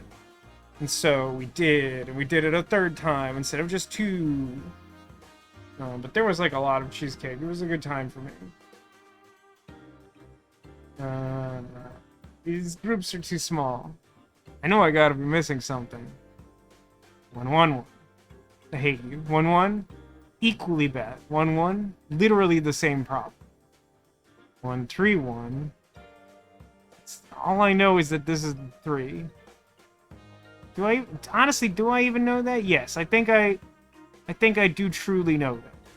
As weird as that seems. There's enough blank here, it feels like I shouldn't, but I do think I know that. Definitely don't know about the 1, 2, 1. Definitely don't know about the next one. I can't narrow this down any further yet. And then the only things left beyond that point on the right are 3 and 2, which are mostly but not completely solved, and then one of these two spaces. Over here on the left side, there's like some bigger stuff. Hang on, let me count this real quick. This leftmost one. 1, 2, 3, 4, 5, 6, 7, 8, 9, 10, 11, 12. There's like a slim chance that I can get something out of that. Just because that's a relatively big number and we filled in some spaces. So it'd be like 2... Not really though, right? I mean, these just like aren't in super useful spots. Let's count it the other way. Can something more be gathered from trying to count it from the top? 1, 1, space, that's not gonna work, and then that wouldn't work, so it'd have to be like this. And then like 1, 1, 2. So, I think that at least gives me... These two seem to be overlap between all reasonable possibilities based on this specific space being filled in. So if that's true, that would make those groups. It would make this my bottom 2. Which wouldn't move the needle in this bottom area. Which...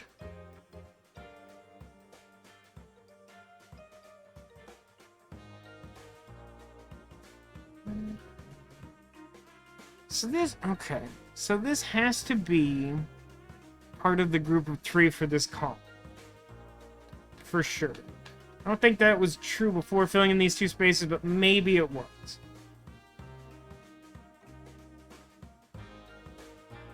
So, like... We basically know that a 1 and a 3 have to fit in this... What is it? 7 spaces? So that could look like 1 space, 1, 2, 3.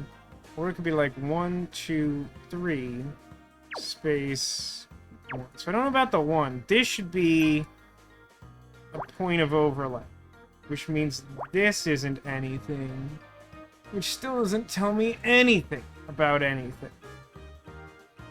But you can see that I'm struggling and trying to make progress. An effort is being made.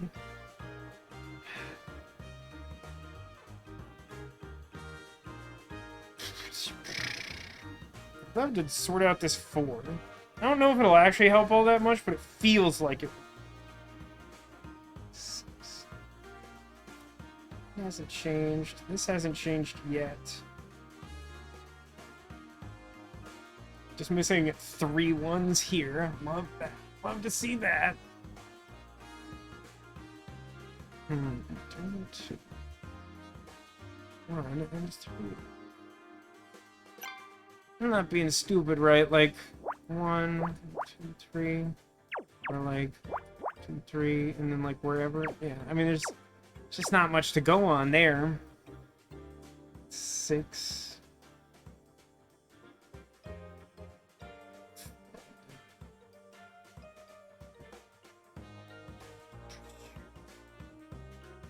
Just like a lot of leftover 1s. So knowing that this is here, does that change any of this math? It can't, right? Because, like, these are all such small numbers. So, like, leftmost would still be, like, 3, 1, 2. Oh, hang on. Hang on, that might be something. Rightmost would be, like, 1, 2. So that would still... Yeah, I guess moving this over, compress this enough that there's, like, a point of overlap with the 2. But it'd be, like... 1, 2, space, 1, space, 1, 2, 3. Yeah, we get 1. We get 1! We get 1! What does the 1 do? Finishes that row. Awesome. Very good. Does that do anything for me? No. Is that helpful at all? No. But we get 1. And it goes there and it finishes the column. I think I said row before. It's fine. You either knew what I meant or you weren't paying attention. Either is fine.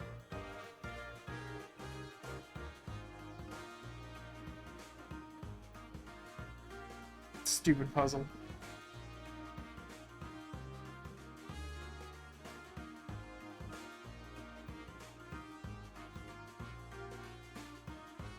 There's so many ones. Some of these dumb ones.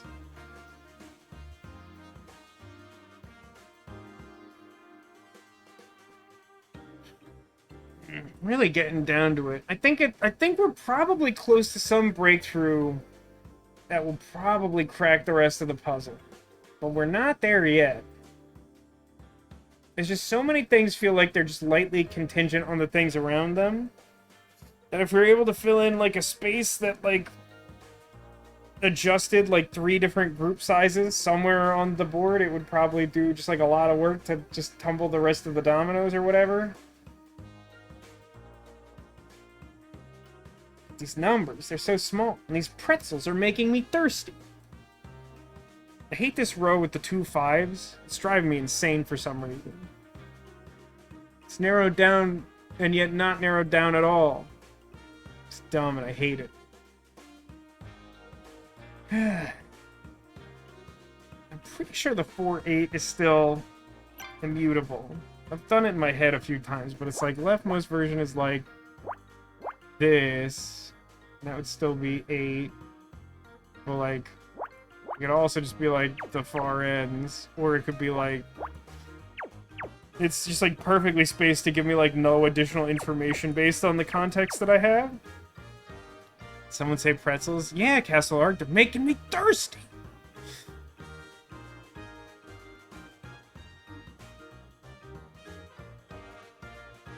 Honestly, like, don't even remember the context of that Seinfeld episode, or like why. Like, Kramer was gonna do a commercial, right? And he was trying to do a line read, and then everyone was just like doing random competing line reads for how intense the thirst generated by the pretzel should be. But I have no recollection of why he would be doing a commercial for pretzels. He wasn't the famous one within the show. Obviously, that show itself was famous, and all of its characters were famous as well.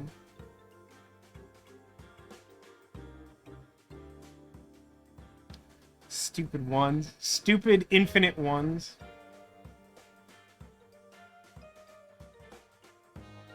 Something change here?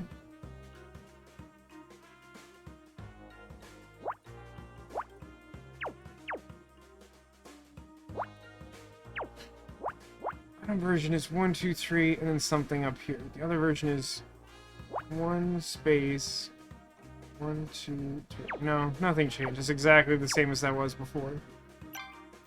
I've just been staring at it for too long, and I have enough optimism left that I'm like, I did it, I solved the puzzle. But I did not. I did not solve the puzzle. Ah, jeez. Just grueling. It's genuinely shocking how, like, can't rule out some greater percentage of some of these possibilities.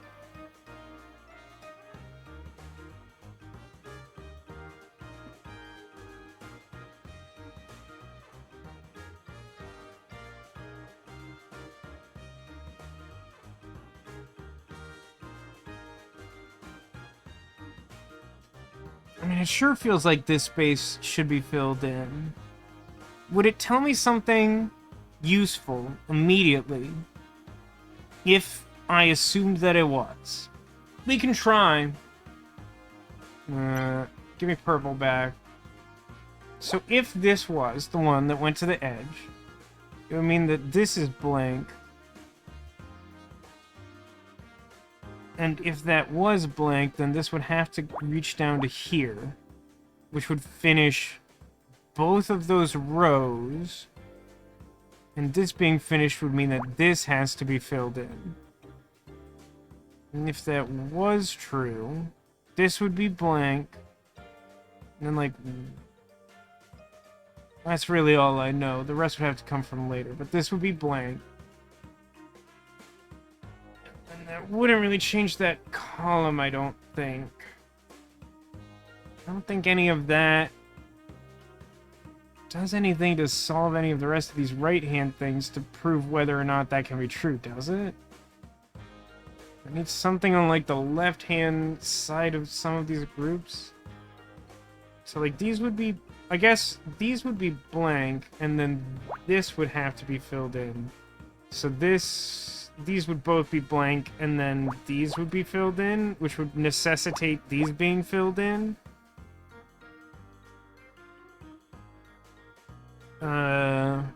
But if that was true, then the puzzle would not be solvable, because this would be middle group of 2, this would be bottom group of 3, and there would need to be 3 spaces between them in order to make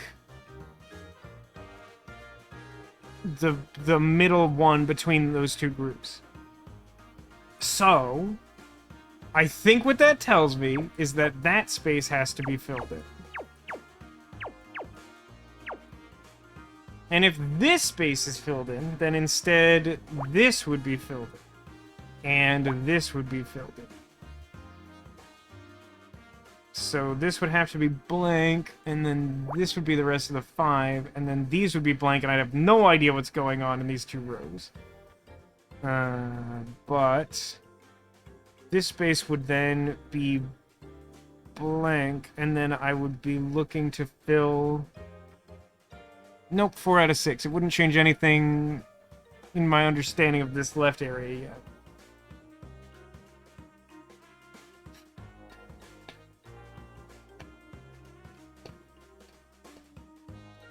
That would be 5. That would be 6. That would be 8.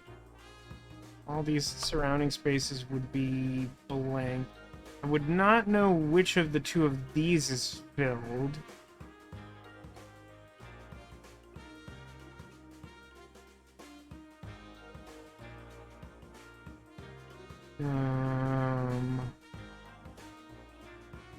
This positioning would not help me understand this column any better. God, even if I know that information, that doesn't help me? It doesn't help me at all? To be finished, that would be... Ah, good grief. How's that possible? It just, like, doesn't change anything outside of that little corner. I somehow just assumed something would change for the better. It really doesn't. It's kind of just shuffling around deck chairs on the Titanic, or the Gigantic, or the Santa Maria.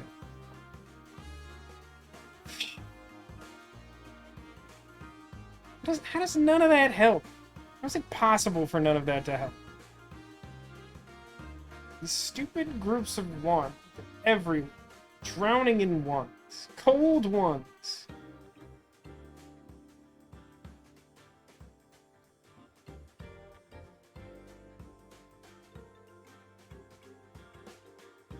It's a tough one. It's a tough puzzle.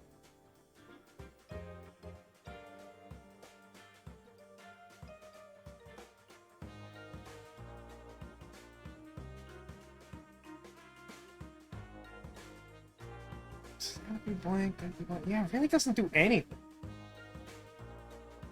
Only this one would be blank. So, like, that's still not helpful. Narrows down, like, 8 possibilities for that one group till 7. Super helpful. I feel, like, reasonably confident about these, despite having to guess and check. I just don't, like, see... I'm missing, like, some piece, something that lets me, like, actually figure anything out right now. That's 3... 7... And, like, the groups in this column are too small for, like, knowing the endpoint for one of them to be all that useful. Like, it, honest to God, could be just, like, this could be the start of the 2, or it could be the bottom 1. Can we narrow that top area down? as always, I will let you know if I need help.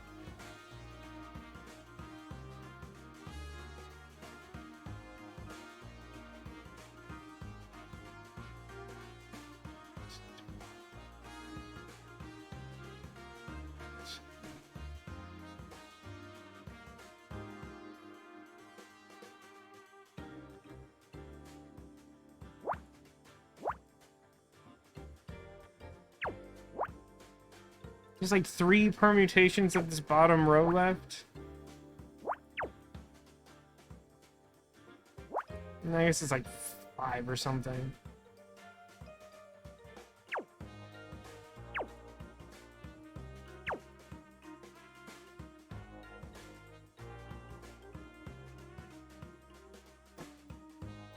Can't remember now. Did we work out that that was like legitimate overlap? One version is this, and then like left. Another version is like 2. No, it wouldn't make sense for that to be true. If that was true, well, we'd be doing better. Why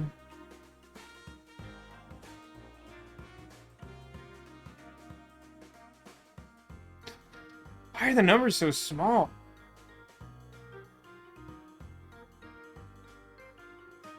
Yep, that could technically be filled. Both of these can work. 5.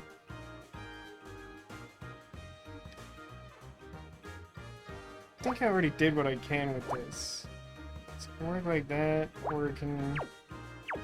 one of those two, but both of those are possible. Oh, that still seems possible.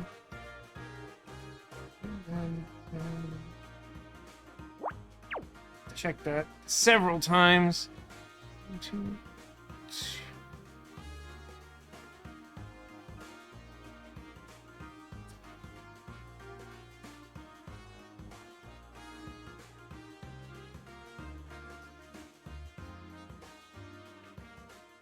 Alright, I think I'm gonna fill in these blanks.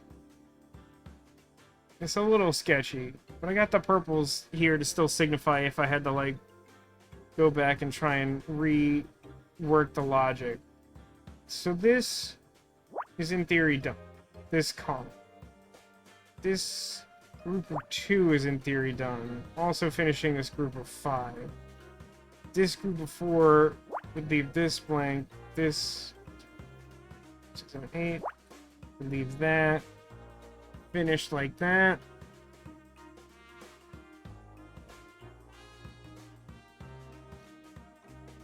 It's just like...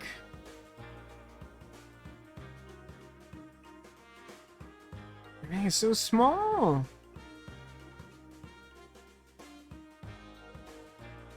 Like, nothing from this column changes the math of this group. As far as I can tell, it's still just open-ended on every side. One of these 7s goes to the edge and one of them doesn't.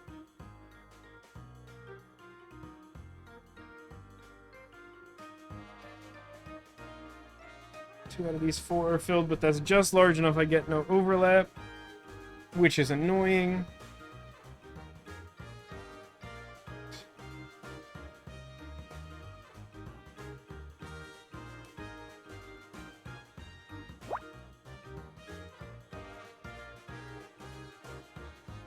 Huh.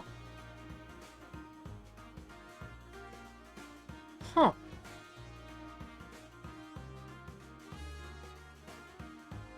So I took a look at this before in the abstract, trying to, like, work these details out. These purple squares I put over there. But, like, taking another look at this. So if I tried to put this square up here, even if I tried to fill this square, there would still be no way to fit a group of 1 between these, which is necessary. As I stated before, the minimum... I think I said it out loud. I at least thought it. But, like, you need to have at least 3 spaces in between these 2 groups in order to make separate groups and have a 1 in them. So, like, I think there's actually just this one way to do those groups. Which should finish this row, finish this group. then, now if this is closed off, means this group of 4 has to go to here. Still doesn't help with that bottom group. That's fine-ish. This has to scoot one over because we filled in an X there. That then tells me where that group of 3 is, which is a little helpful. Also tells me where that group of 2 is, and finishes that row. And then that made this a group of 2, which means that this is a group of 1. And that nothing down here can exist. And that this is done. And this should be filled in, right? 3, 4, 5, 6, 7. That's my group of 3. This is filled in. That finishes that column. This is my 4, and I have my 1, so that's done. Stupid groups of 1. Just gonna fill those. Everything seems to be coming up Millhouse, which, as you can imagine, is very important. Still not quite there. This has to be filled in. And then that finishes that row.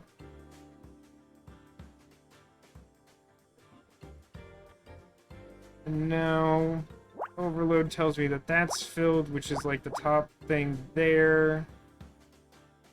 And this can't be part of the group of 2 I'm missing, so that has to be. But because I already know that this is my group of 3, it has to be isolated, and then that has to be filled in, which also makes sense just logically for the top area. And that leaves only this as a possible space for that leftmost one for this row, and then it has to be separated, so that has to be filled, and then that is blank. So then this ends up being the space where that goes. So this is blank, this is filled, this is filled.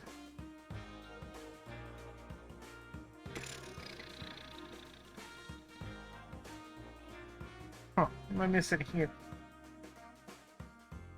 Missing one little something. And then, oh wait, this is filled, because the rest of that's blank. So then that finishes that.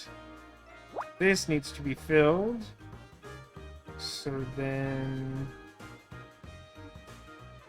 this column is now done. So the space is filled, which finishes this. So then this, blank, this.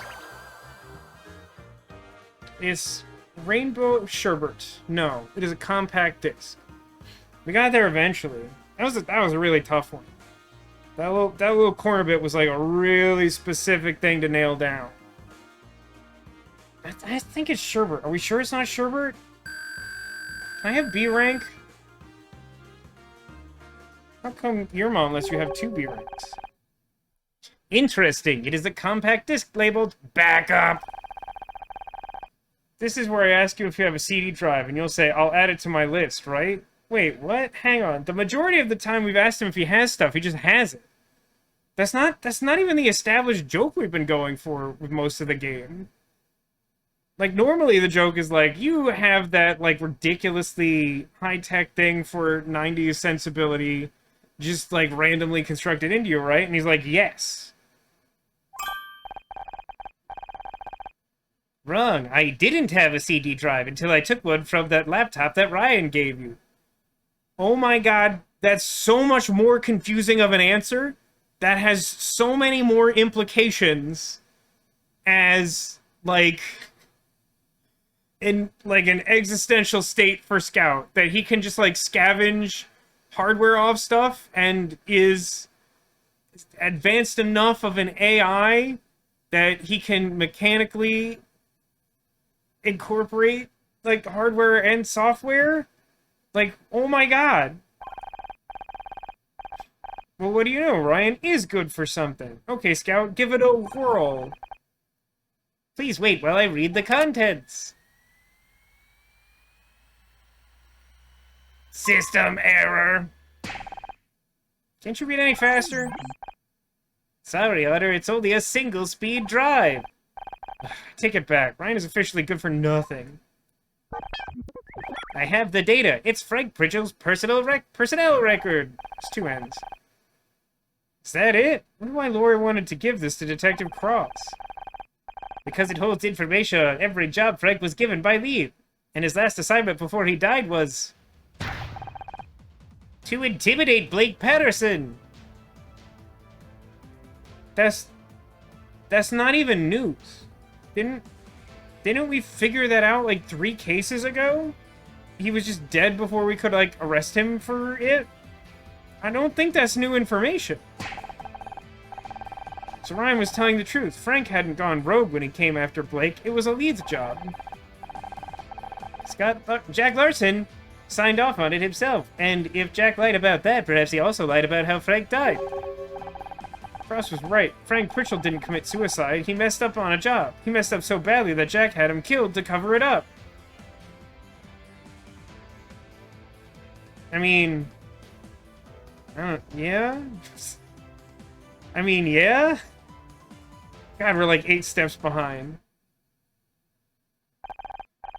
Come on, Scout. We have to get the CD to cross. Not so fast. Oh no, it's Hyde. That's Captain Muscleman to you. Have some respect. Murderers don't deserve respect. They also don't get second breakfast. Or 4th meal. You've been busy, just like Lori. Look what happened to her. Now give me that CD. Frank's dead, and he'll stay that way.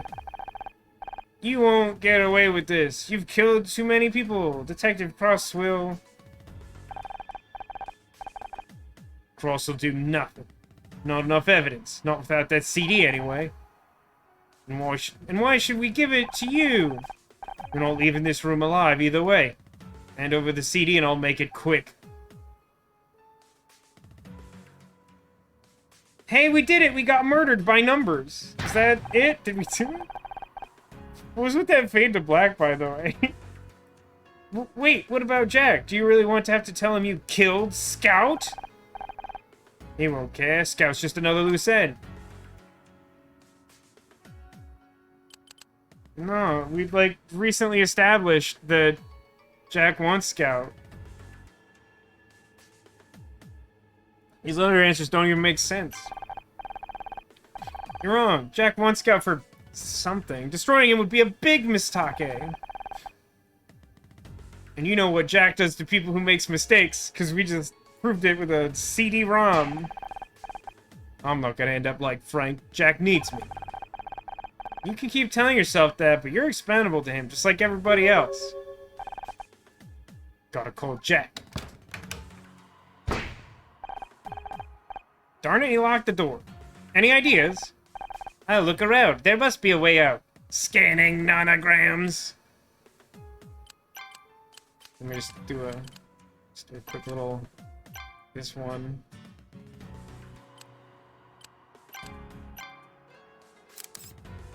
Scanning time, station.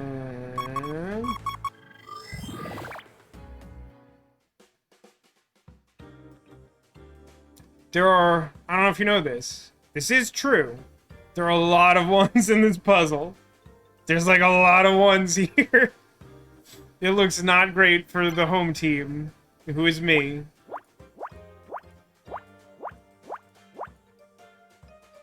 So the alternate version of this would be 3 up from the bottom, and then 1, 2, 3. Okay, that's easy enough. That should be my overlap there. And then everything for the rest of the time looks like it's really small numbers, which is great. Love to see that. 9, 10, 11, 12.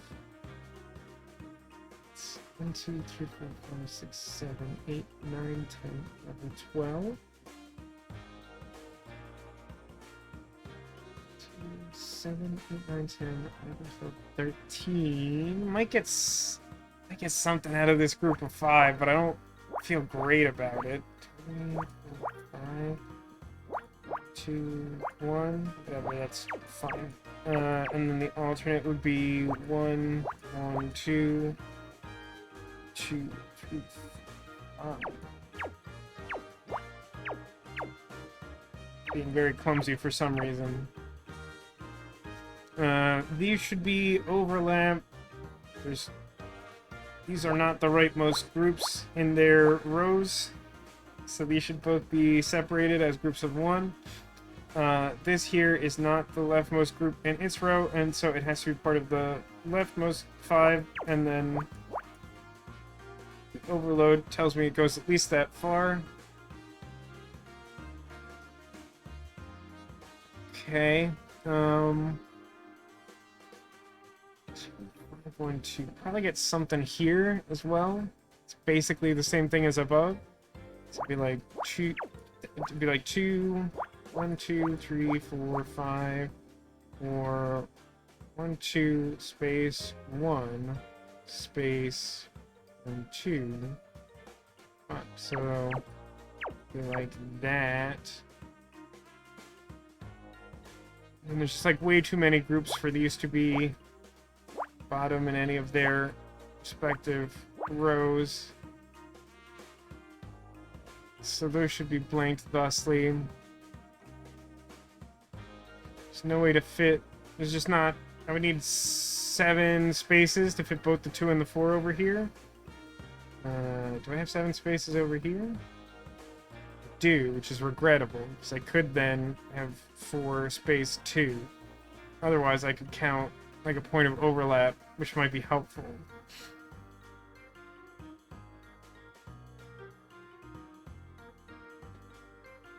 2, 1, 3. That would be 5, 8, 9, 10, 11, 12.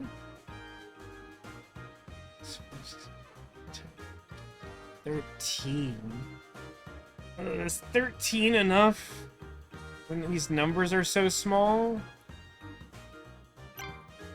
I don't know. 1, 1. 1, 2, 3. 1, 2. 1, 2.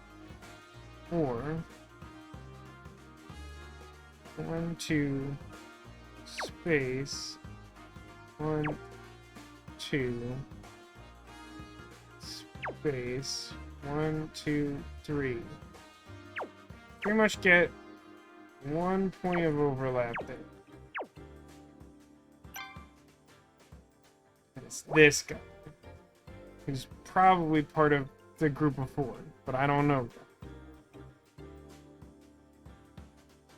This is 10 out of 15. It has 2 relatively large groups. Let's see how that plays out. So one version would be the first 5, then a space, and then 4. And the other would be like 1 space, 1, 2, 3, 4. So that would count. Space. Space. 1, 2, 3, 4, 5. Yeah, we get a little bit there. So we get those as bottom groups for their respective columns. Maybe helps a little.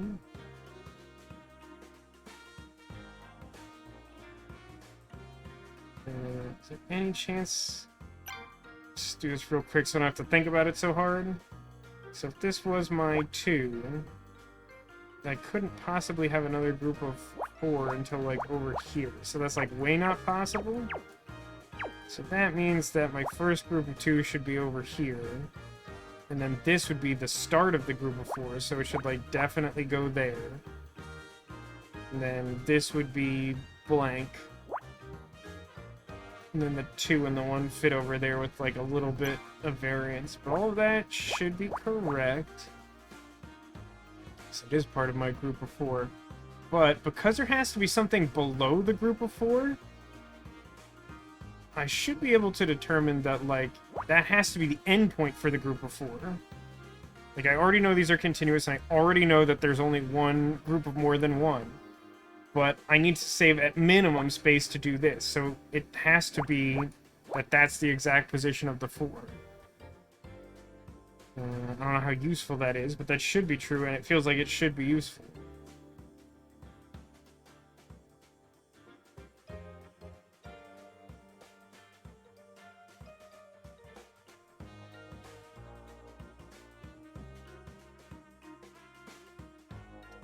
So let's see. Can't fit a group of 3 separate from these 2 that are already together, which means that this has to be part of my group of 3. And as a result, anything that it can't touch can't be part of that group. So these left spaces have to be out of bounds. Then, because can't fit a group of 2 here separate from this space, should be able to determine that this has to be part of the next group over, the 2, and that because this space can't join those 2, it can't possibly be filled in. I don't think I conclusively know whether this is a group of 2 or 1, although it feels like a group of 2.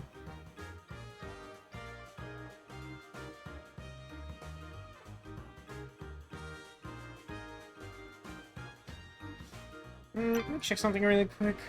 This bottom area. 1, 2, 3, 4. Okay. Not helpful or conclusive. Can't do anything with the thing I was thinking.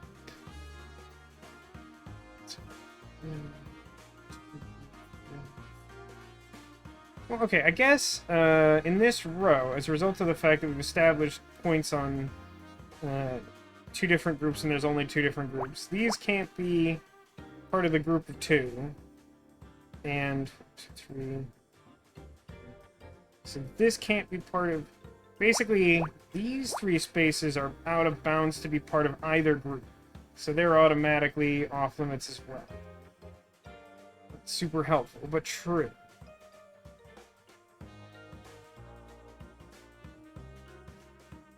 And now there's only groups of 1 unaccounted for here. So that's got to be separated off. Do I have anything here? 1, 2. Space. Or like... 1, 2. Nah, I'm pretty sure I got nothing down there. There's too much space.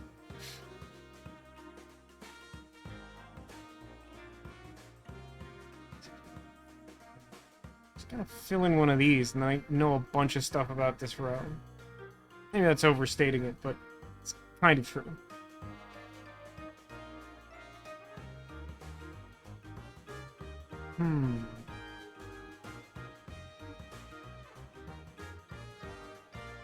What a 4, 1, 2. That's 6, 7, 8, 9, 10, 11, 12, 13.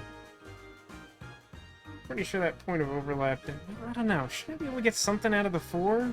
That seems too far over to be the 4. 1, 2, 1, 2, 3, 4. Nope, 4. Space 1, space 2. Or alternatively, 1, 2, space 1, space 1, 2,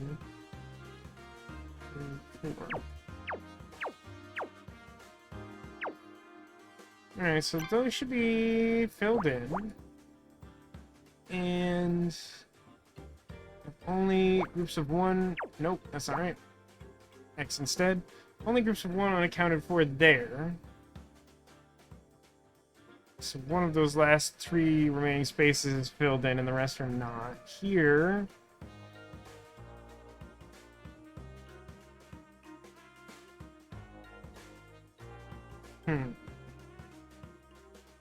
So if this was 1, 2, 3, or 1, 2... Yeah, it appears as though this is just too high to be the group of 2. In order for this to be the group of 2, it would need to have 3 groups of 1 above it, which isn't possible. Okay, so that one's blank too.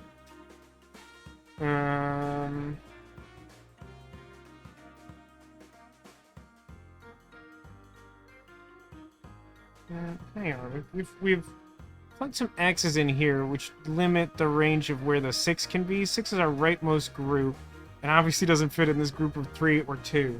So the 6 has to go somewhere in this group of 8. Just do this the purple way. 2, 3, 4, 5, 6. Space, like 1...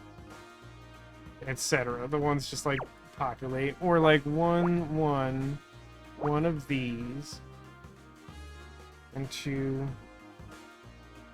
6.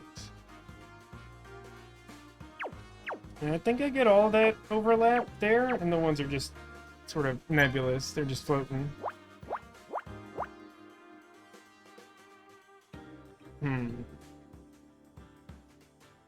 Gets tricky where, like, I don't know if this is the 1, 2 I'm missing, or one of the groups of 1 above it. Seems probably true here. I mean, if we... 1, 1, 1... Like, this could be part of our 2. Or it could be, like... 2, 3... Huh.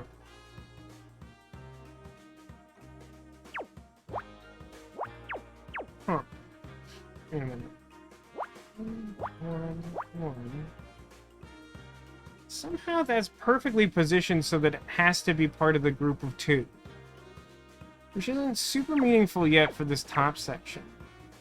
But it does mean that, like... 1, 2, 3... Whatever. Or like... 1, 2... Space. 1, 2... Yeah, okay. This should always be filled as part of the bottom group of 3. I actually would know its exact position there. Which isn't nearly as helpful as I'd like it to be, but is new information. Whatever.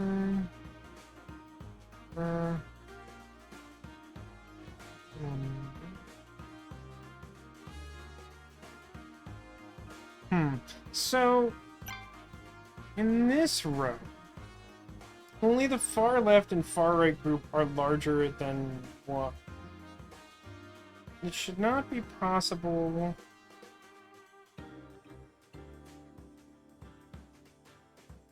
Like, there's just not nearly enough space to fit everything to the left of the 3 left of here. So this should definitely be blocked off. Is it possible for this to be part of our group of 2? If that were the case, we'd need space, space, 1, 2, 3. It does turn out that that is possible. 2, 3, and then 3. As weird as that looks. But it should also be possible for that not to be true, so I think that just gives me no conclusion at the moment. It's 2. It's that. 2. That's fine. That's as much as I can get from that. It's meant to be part of my 4. I don't think that tells me anything, though. Because of the spacing. That's all fine.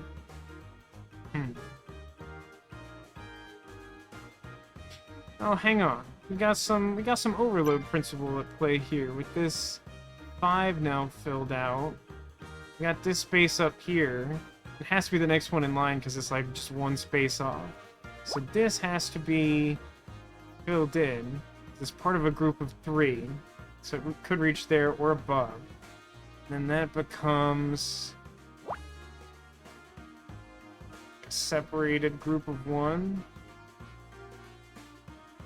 I don't think that tells me anything about the column where I put that, though, so it's not immediately useful. It's a lot, it's just kind of just like a lot of 1s. Kind of like a lot of 1s. Let me check something. This row has just 1 left group of 2 and only 1s after them.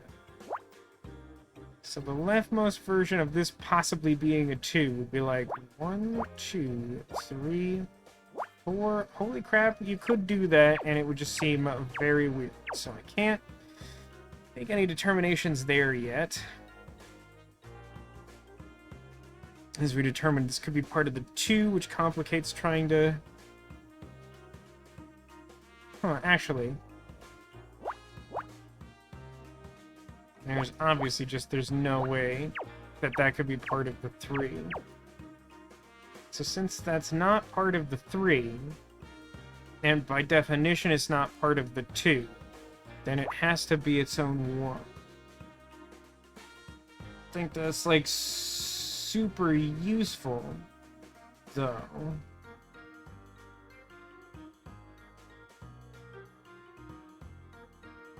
I would need more information for that to do anything. So one of these is filled. 3, 2, and the 1 could go basically anywhere. This has not been very much help. Oh, Demolition, I'm sorry to hear that. Sorry that the medical bills are continuing to be an issue. Especially to the point that has made the trip you've been planning not possible. Well, hopefully you can catch some nice fireworks somewhere locally still. I don't know what the fireworks scene in Chicago is like. One thing I have learned is that every city definitely handles them differently, so... Could be anything, even a boat filled with fireworks, launching fireworks into the sky. In fact, it's reasonably likely for that to be true.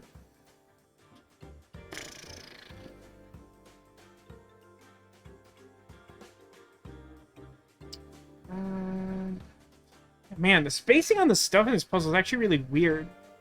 A lot of stuff where it feels like I should be able to rule something out, I just can't because it's very, like, carefully paced. I'm gonna be really curious what this final thing is. Firing them off all at once. It's like a thing... Wasn't there a video of that? I can't remember, like, where the incident happened, but I remember there being, like, a viral video some time ago where, like, someone, like, misprogrammed, like, some fireworks show, so all the fireworks launched at the same time. It was just like doom sky. It was just, like, explosions, like, constantly for a little while, and everyone was like, oh no! That's not good! Alright, let's take a purple look at this 4 and many ones column. I don't think I get anything out of it, because it's just, like, many ones. The top's probably more meaningful, right? 1, 1, 1, 1. And then... I mean, it'd be really nice if it worked out that way. I'm not thinking it probably will. But it does sort of...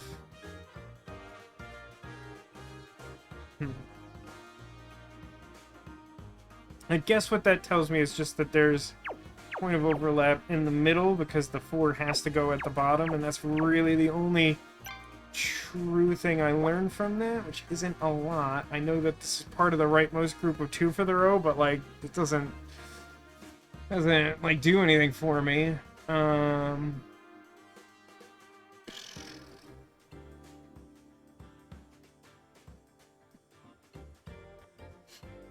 should still be possible. Farts, man. Farts. Hang on, actually. This could be useful. If we look at this column, we know that the bottom group is 2. What we also know is that I can't fit 2 here without merging into 3, which is just no groups of 3. So then this would have to be part of the bottom group of 2, and it could reach to either of these blank spaces, but it couldn't reach to here, which would specifically mean that this group of 5 goes exactly there. Let's just plop that down, because we know that's the complete group of 1 for the bottom. Then we would also know that this is the exact position of this group of 4, which is a little helpful in giving some insight here, and also this space is blank. And then we also know that this space has to be filled in to make that group of 3, and then become the bottom group of 2 here. So what does that do about anything? The wall principle would tell us that this blank space is the start of the next group in line, which is 2. And that would make that the bottom group of 3 for this column. And one of these is filled, and one of these is filled, and one of these is filled.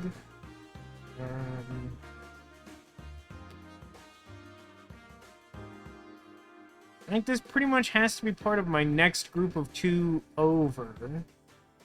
which I think is actually relevant enough information because the next group beyond that has to be 3, and so I think this has to work. Yeah.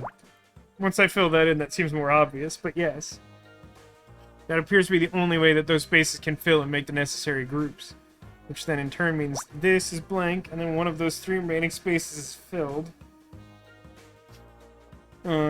Now that we can use the wall principle here, this is group of 1. Okay, that doesn't tell me much.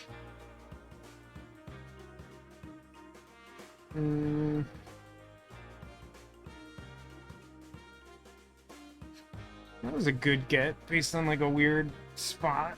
It's just gonna increasingly be like that, huh? Let's take a look at the wall principle here, because we can count from this edge and make that group of 2.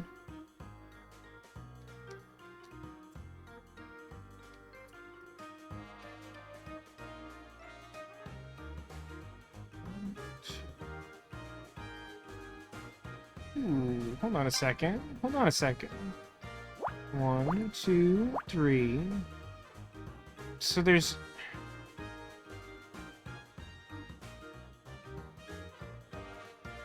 I think there used to be a way when this space was not blank for there to be 4 groups of 1 off to the right, and then this could still be part of the 2. But now...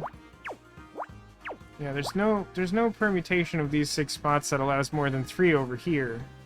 And then even if I put 1 in here, it wouldn't be enough individual groups. So, we know that this isn't a group of 2 because it's not possible anymore. And that being the case, it has to be a group of 1 because that's the only other type of thing that exists.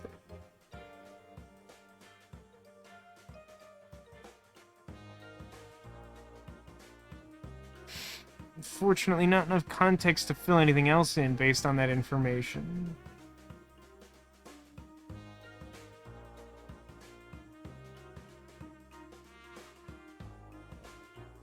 Ooh, hang on. This column. Next group I'm missing up is a group of 2. It can't obviously be these specific 2 spaces, because that would make a group of 3. So the only way that this next group could be 2 is like this, and then this would be blank. And then that sort of... I think we already could have confirmed that our group of 3 has to go over here. And with only 4 available spaces, we get 2 overlap automatically. And then, because of the way that's laid out, that should definitely mean this is a 1. Then there's only 3 spaces for the 2 to fit in, so we, again, get some automatic overlap. And additionally, we get some information from the wall principle counting up. That's our 3rd group, which is 2 spaces.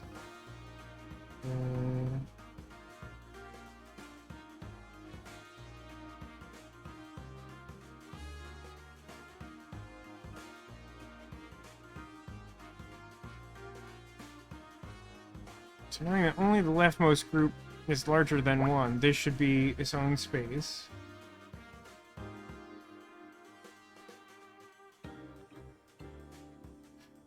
Knowing that it is the 4th group up in this column, that is the only one larger than 1. Could fill one of these bottom 2, and then like this, and then that. But like there's no way to scrunch that any further down so that this top one could be 2. So this has to be its own group, and this also has to be its own group. Which then means this space should be filled in. It makes that the group of 2 for this column. And then that would mean that this is the start of the rightmost group of 4 over here. And if we look at this column, only the bottom group is larger than 1, and there's spaces filled below this. In theory, I could... 1, 2... No, I couldn't.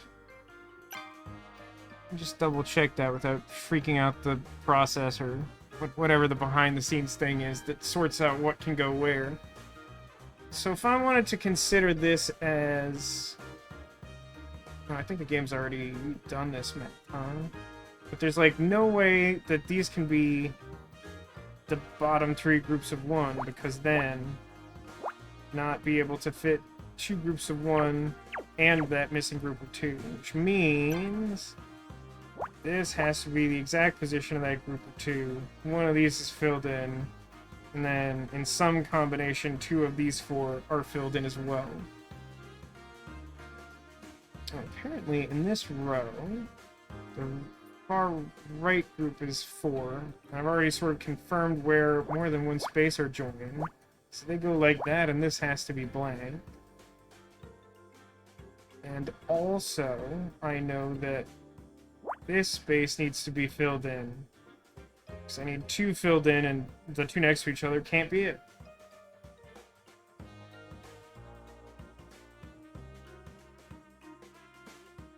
So...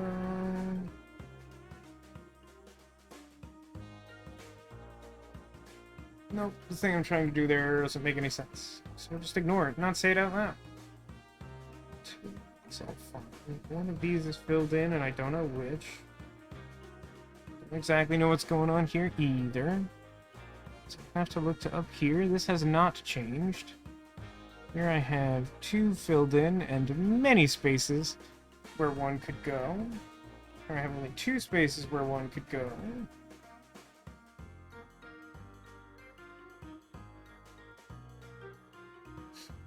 Check something real quick with this leftmost column. So the bottommost version of this would look like 1 space, 1, 2, 3, 4, 5, 6. And the topmost version looks like 1, 2, 3, 4, 5, 6. All that tells me is that that 1 space that's already filled in is definitely part of the group of 6, which is not, as it turns out, very helpful.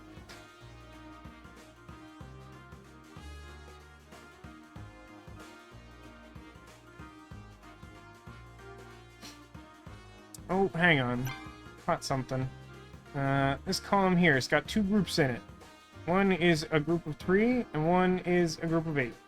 I can't fit a whole group of 3 down here, so that's got to be blank, which then, by the wall principle, says this is the start of that group.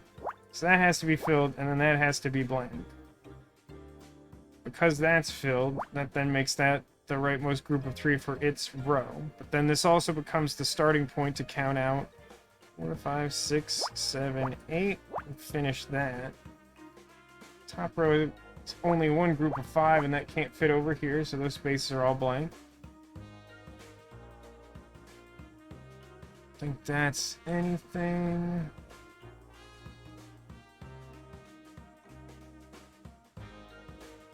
And now we've closed this off enough that this should now be... No, wait. Nope. So it's only 4. I keep wanting to do that. I keep incorrectly wanting to do that.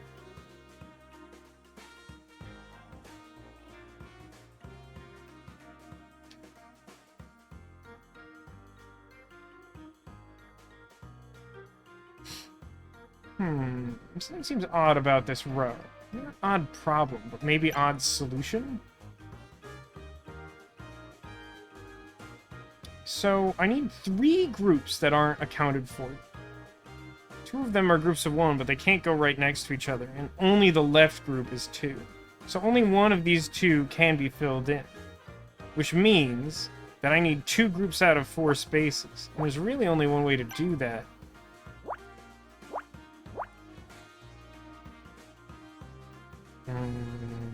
Okay, that doesn't tell me anything right away.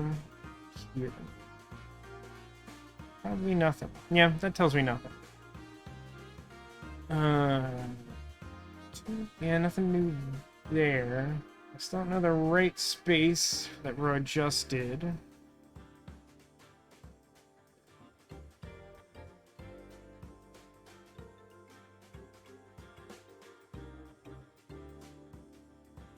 Hang on, so this is already confirmed part of our group of 5. Now that we have this space blanked, we now know that even if this one's filled, overload principle says this one's got to be filled as part of that 5 too. We also know that this can't be part of the group of 5, and I need a group of 2 between the 1 at the bottom and the 5 over there. So I know which space is filled in for this row. Have some overlap to give some positioning there.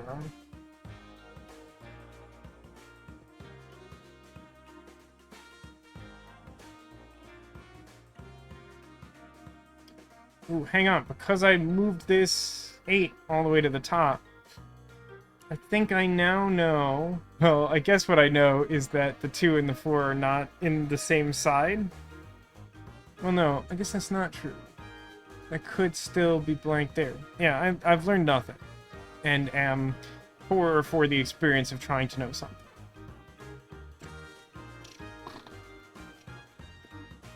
Okay, so I need 3 groups of 1 in this column. One of them's got to be at the bottom, and only one of those 2 spaces can be filled. That means out of these 3 spaces, I need 2 individual spaces filled in. The only way to do that is with exactly 1 gap in the middle.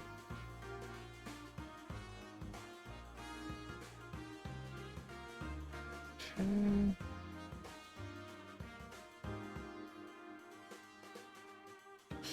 Think I know anything about that just yet. What about here? I guess I know that only groups of 1 are remaining in that column, so I can fill in a couple more blank spaces that I don't think do anything right away. Well, it does something. Now that I have this endpoint, I get some overload here. This group of more than 1, that's like not the far right group, has to be the 4. And so even if it butts up against that blank space, it should fill this. Should make that its own group of 1. And yeah, if we look at this column, there's now only 3 spaces left, and 2 of them have to be filled. So like this, and then 1 of these 2. That does something at the top, so we finally have frame of reference for this 5. So 1, 2, 3, 4. Yeah. Anything that's more than 4 spaces away can't be part of the top group of 5. So what does that tell me about the left? 2, 3, 4, 6. I'm gonna use the purples, my brain hurts. 2, 3, 4, 5, 6. 4. These kind of seem like they gotta be... No, they don't have to be continuous, because specifically this still works.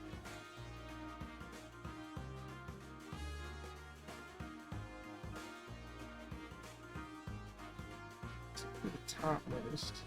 I guess the way to count the bottommost would be like 1, 2, 3, 4. Yeah, I think basically the gist of it is like this has to be part of the 6. So the overload principle says this has to be filled in. But like the weird grouping made me want to check that in a more manual fashion. It's apparently enough to finish this row, which feels like it should be helpful, but I don't think it is.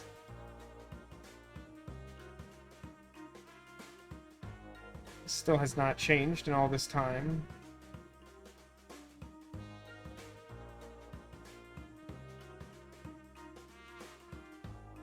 I feel like I can do anything there or here. It's one of those weird nexus points where if I like fill or blank any one of the spaces in this like 9 grid, it'll like solve the whole thing, I think.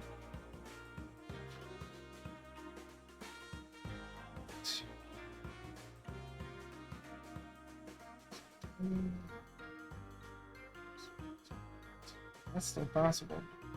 Hey, Ditto! Long time no see indeed.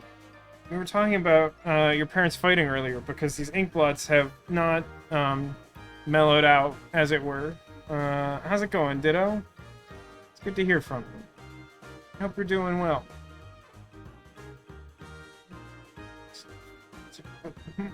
I don't know if you're a Disco Elysium fan, or if you saw that we started playing Disco Elysium, but that'll be going on tomorrow. And you can catch up on the many installments that are already on YouTube. If you care.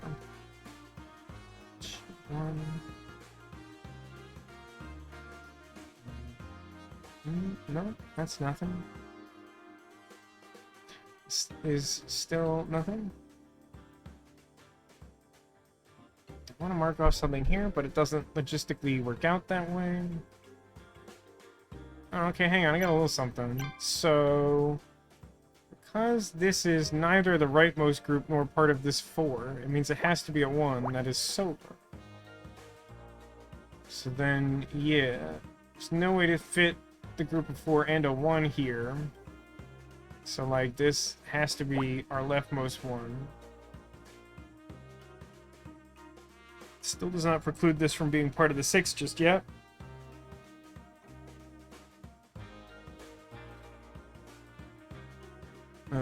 I guess what it does do, though... Look at the rest of this row. Like, we know the 4's got to be in this little zone that we made for it. But then the next group over has to be this. So this has to be 1, and then this has to be 2. And only the bottom group is more than 1 for this column.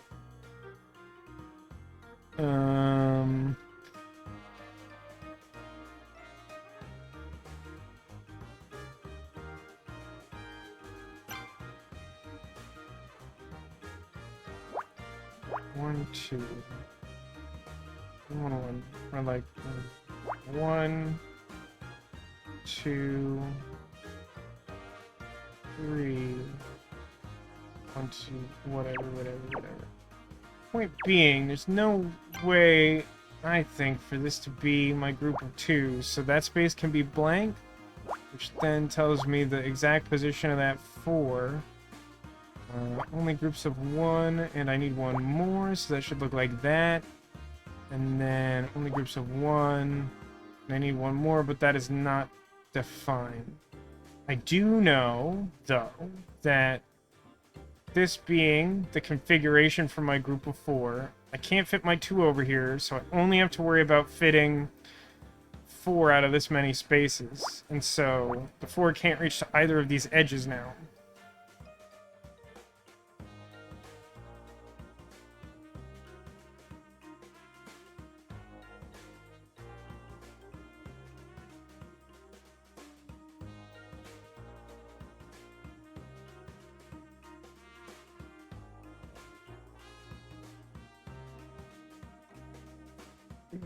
Now, the game wants me to have drawn a better conclusion from this column than I have.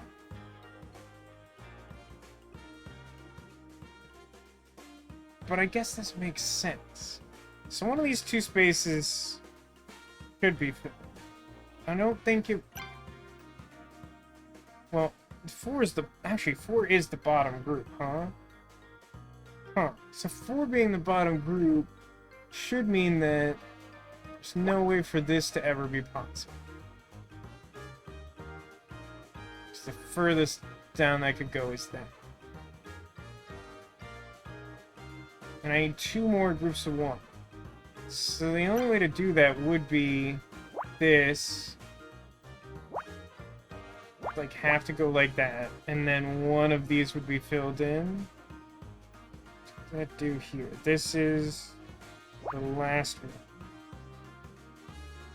So, again, the game is sort of steering me to be better at deducing stuff. All of those spaces should be blank, so this would be filled in, which looks good. But yeah, if we look at this...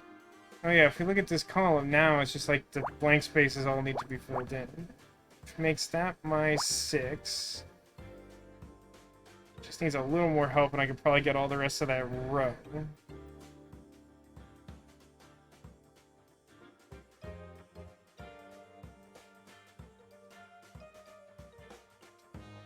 This stupid group of 5 hasn't changed in any way, shape, or form for, like, the entirety of the time I've been staring at this puzzle. It's not that important in the scheme of things, but it's making me upset. So let's see. One of these two to finish this column. One of these two to finish this column. I think I just fill this in, right? 2. And I need 3 groups of 1, and that's exactly how many spaces I have left. So that automatically means that with 1 group up here, all that has to be continuous.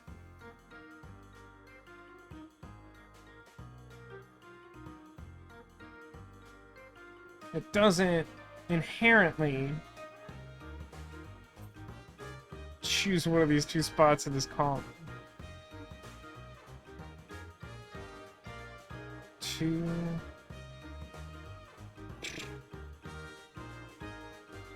Hang on, this is done, yeah, and this is also done.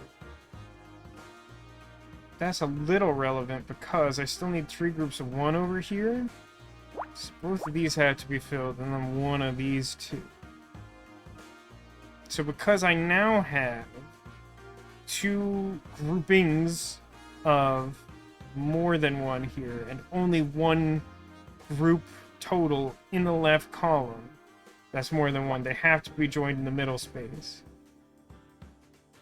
So to be an effective group of 6 has to be blocked off, and then nothing up here can matter. So then that means we finally finished this row with the group of 5, which is very exciting for me. Personal level.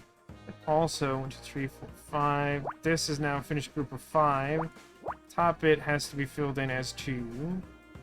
This has to be filled in as 2 for the row, because that's the last possible space. And this column's done, and then this would get filled, which finishes that column. You have overlap here, which makes that group of 2.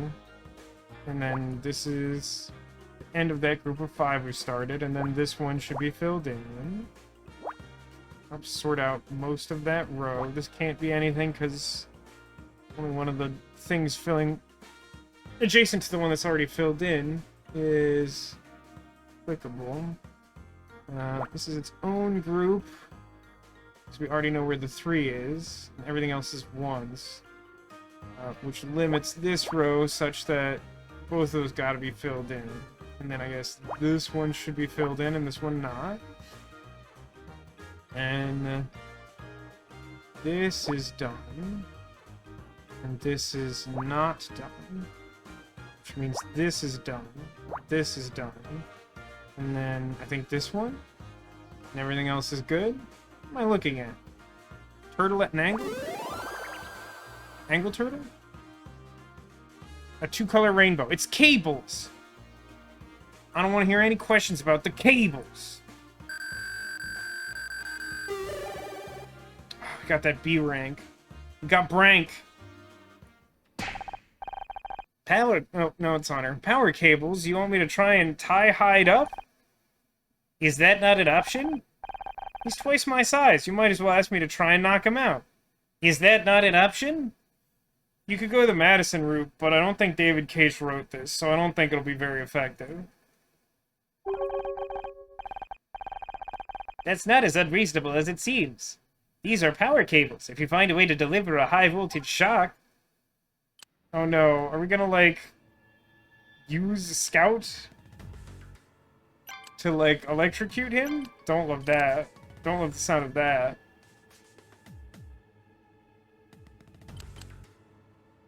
You probably always end up having 2 to 3 save files that all look exactly the same. Yeah, right? Cables is a great thing to, like, do a visual puzzle of, because it's like, you can just shape them however you want. It's like sand. You just be like, yeah, sand or dust or whatever. It's basically whatever shape you want. It's a drawing of a cow in a snowstorm.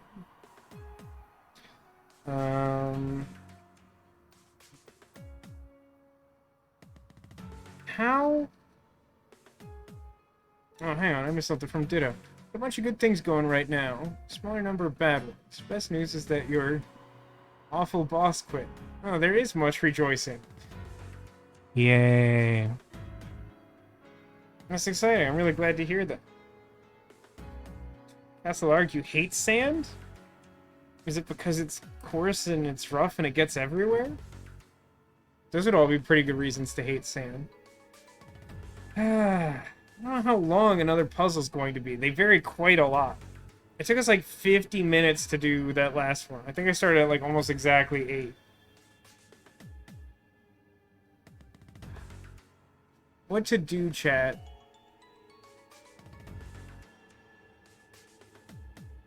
What to do?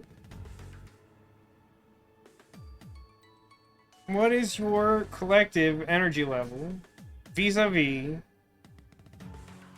doing a puzzle? It's been like a quiet chat night, and that may just be because I went on a really long rant about magic cards. Which is inclined to happen. Typically. Well, like, it's late in other time zones. And also, it's gonna be long.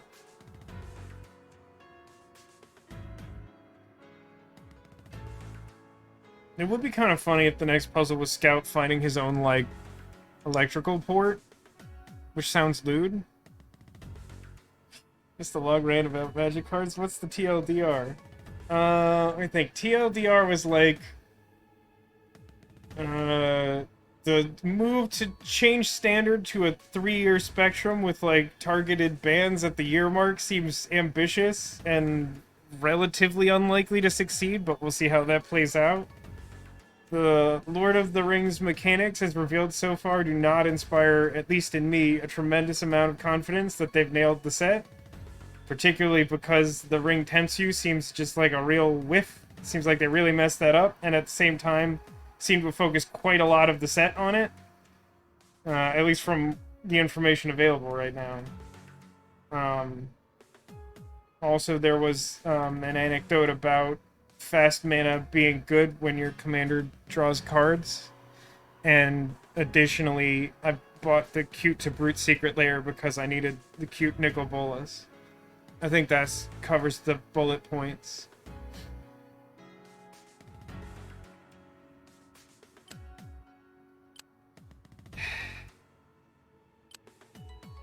I'll try it, but probably regret it. Oh, it's the fire extinguisher immediately. 13's a good one.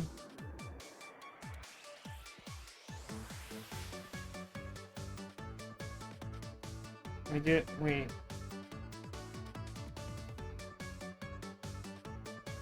I guess my brain seemed to be malfunctioning. Shouldn't that be all but 2 on either side? But then wouldn't that just be... No, that's right. That should be correct. Because in total, there should be 2 blank spaces in the whole row. We just get most of it. So that should be fun. Let's do some overload for any top group that is greater than 2. Here's a 3. Here's a 3. 3. 4. 4. 5. 2, 2. Oh. Okay. This here would appear to be the whole group of 5. This should be overlap in the available spaces for 3 out of 4 to fill in. And this can't be adjacent to the 2, so that doesn't work. There's only one group larger than 2, and that's the 7, so these have to be adjacent, because 7 is the leftmost one. 2, 3, 4, 5, 6. So this can't be connected to anything. And then there's some flexibility there. By the way, Ditto, feel free to let me know your thoughts on any of those talking points. I know you are a similarly enfranchised Magic player, I think. I think that is fair to say. Let's do our 8 and 1 up at the top. I'm gonna use the purple. 2, 3, 4, 5, 6, 7, 8, etc. Or 1, 2, 2, 3, 4, 5, 6, 7, 8.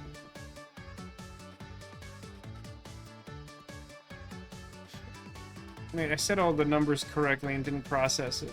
1 space.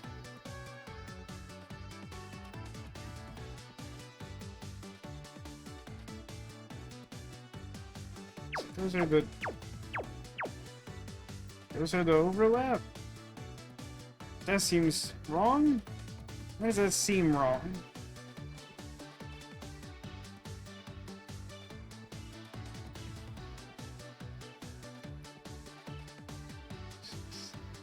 No, that's correct. It just feels wrong.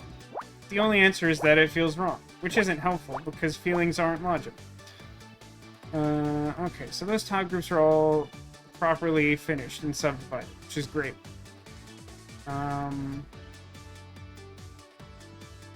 Top group is 2. One of these spaces is already filled in, so that has to be filled in, and then this is blank. I think that technically works here as well, because I couldn't make this a top group of 2 because it becomes 3, and that's wrong. So, like, that kind of has to work the same way. Speaking of Lord of the Rings, I didn't even know that there was a Gollum video game coming out, but, like, I saw someone streaming it earlier today. It does not look good. I know that it is not being well received. Does anyone have any personal experience with this dreadful-looking game? Supposedly it's worse than Redfall. See, I don't actually know how bad Redfall was, but I do know that people were not happy with it. That I know. I did see some funny side-by-side screenshots of, like, one of their early reveal streams, which looked like okay. And then, like, something from the final game, which looked like alpha footage, and it was like, oh no, that's backwards. You did it wrong.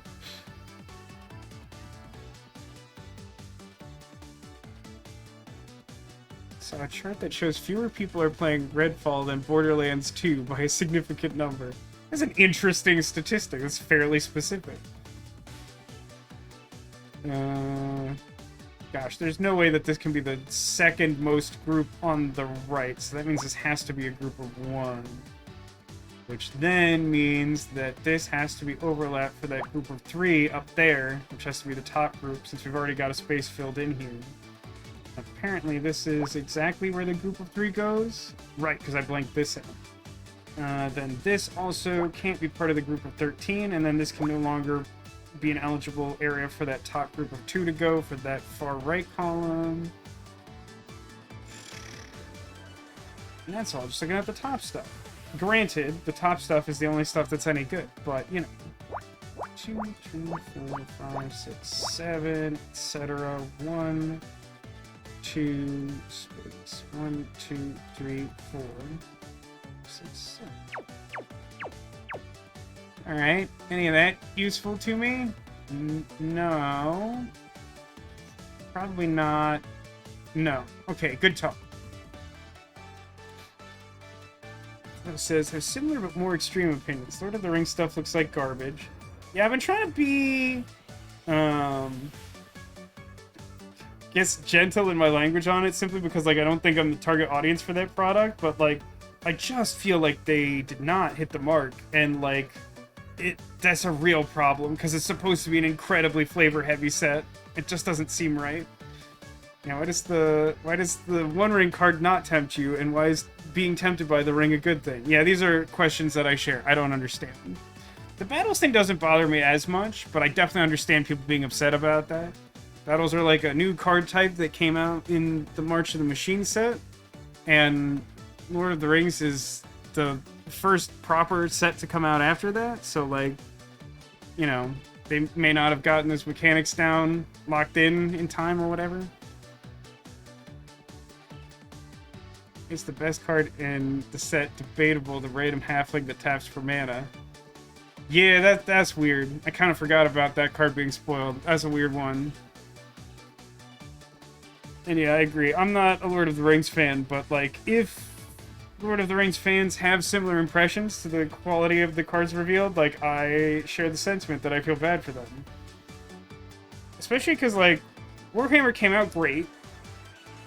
What little we've seen of Doctor Who seems very promising. Just the Lord of the Rings stuff has not looked great. It's disappointing. And it's rough too because like the pre-sales on those like sealed products is like pretty high. Like they're kind of asking like premium prices for a thing that does not feel like it is a premium product.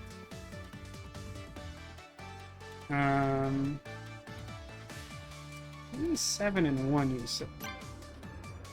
So what if we like? Wow, this almost definitely isn't a filled space, but anyway. 3, 1, 2, 3, 4, 5, 6, 7.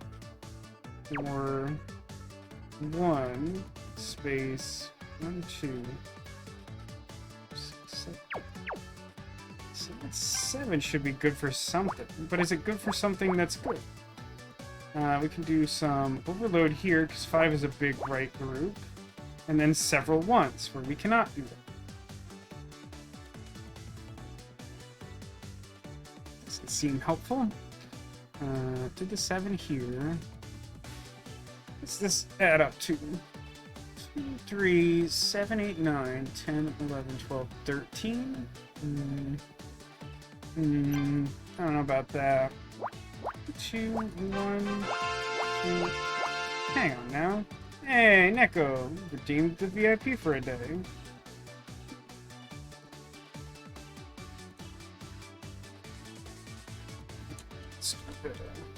Just because I don't trust myself.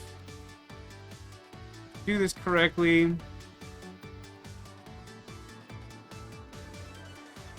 In this, I get the exact correct spelling of our current VIP, Kronos. It's been a good run, Kronos.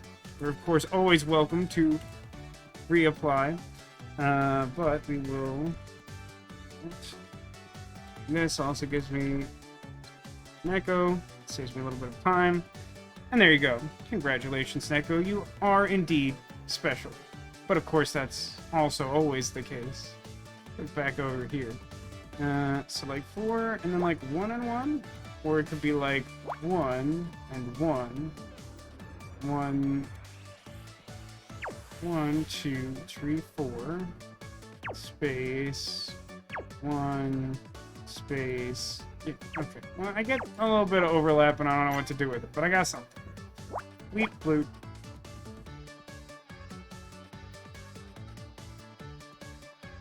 Stupid small numbers. Who invited them? Oh, whoa. I don't think I've paid any attention to the fact that there's like this 8 and 1 out of 10. Wait, isn't that just the whole rest of that column? No, not quite. That's only... No, that is. That should be... 1, 2, 3, 4, 5, 6, 7. Yeah, that's just like the whole thing. It's not off by 1. You just didn't count the space, dummy. Alright, does that do anything for me? No? Great, moving on. 7, that's part of the 4, but in a way that doesn't help. There's only 1's here. There's no chance that this is the 2. There would be way too many things required to the left of it. This I don't know about. 1, 2, 1, 2, 1, 2. And I could feasibly move. Yeah. So like that one, that could be 2 or 1, I don't know. This should be part of the rightmost group of 3. And this space should be blank, which doesn't do anything in particular. Oh, hang on. If we go back up here, a long time ago we filled in this space, which should suggest that this has to be our topmost group of 2. So it should work like that's blank, that's filled, that's the end of the 13 row. And then we have 3, 4, 5, 6, 7, 8. Yeah, that seems correct. This overloads because the space is blanked out, so even if it reaches from the leftmost possible point, this would still be filled in. And then it is the top group of 3 there, which should in turn backfill this, as it would be the only way to fill in that group of 7, which then circles back around to blank this, because this is now our top group. And then this is filled in, and then this is blank to make that its own top group. Everybody follow that? No? Perfect. Okay. So this here, pretty much, definitely... Okay, so the top group for both of these columns is 1. So I think, like, these both have to be cordoned off, and then this would be filled in, which luckily is still 8. I didn't count that out. So that works.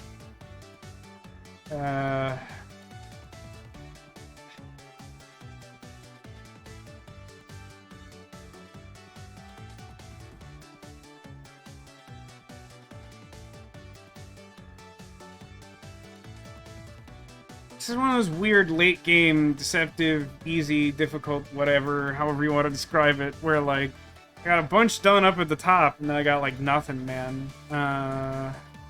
It's getting real difficult. It's part of the 5. Groups are just so small. Do you have any sense of like where the group of 5 here is? I think we only fit one additional 1 to the left of this. So let's say 1, 2, 1, 2, 3, 4, 5. Or like 1 space. And then this would have to be...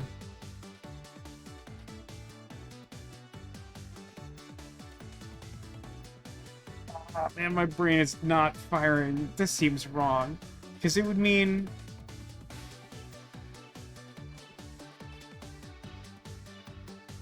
Well, it would count from here. No, no, I understand what I'm doing. 1, 2, 3, 4, 5. That would be... These would be our overlap for the 5. So that would make... Bleep, bloop. This would be our group of 2 for this column, which gives me very little to go. Got no notification for streaming. I'm sorry, Angel. Twitch has been weird for me in that regard lately.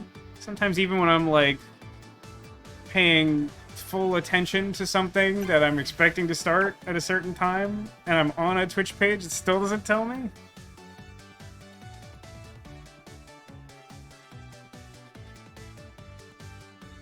I think this is proper overlap of the 7. I honestly don't remember at this point. I'm sure that's not going to be problematic at all.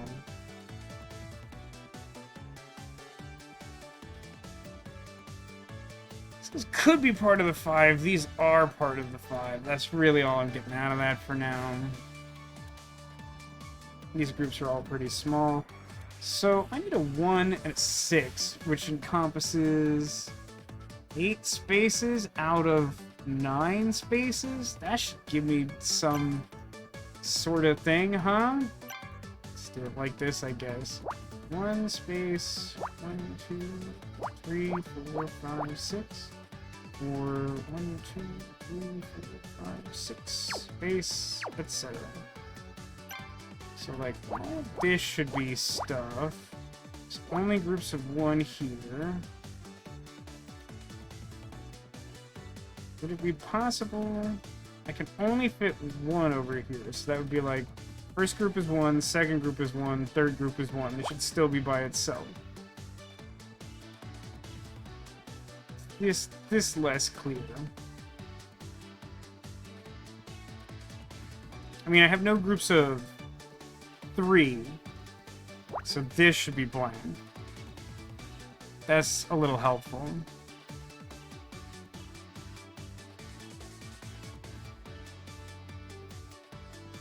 Six, two small numbers. Hang on, is this down to 6 now? 1, 2, 3, 4, 5, 6. So 4 of those 6 should be filled in, which does not help me terribly much. 1, 2, and 1. Get out of here! Get out of here! I'm gonna check this right column again because it's bothering me. I don't remember if that's supposed to be there or not. 2, 3, 4, 5, 6, 7. Oh, that sure looks like that's my overlap. 2 space 1, 2, 3, 4, 5, 5, 6, 7. I think that's right. Yeah. We're like, yeah. I think some of these X's got added maybe after I did that, or maybe I'm just bad and dumb. It's honestly hard to tell. Let's do... Oh, the rightmost groups are all just... They're all just 1. One more 1 in this row. Who knows over here?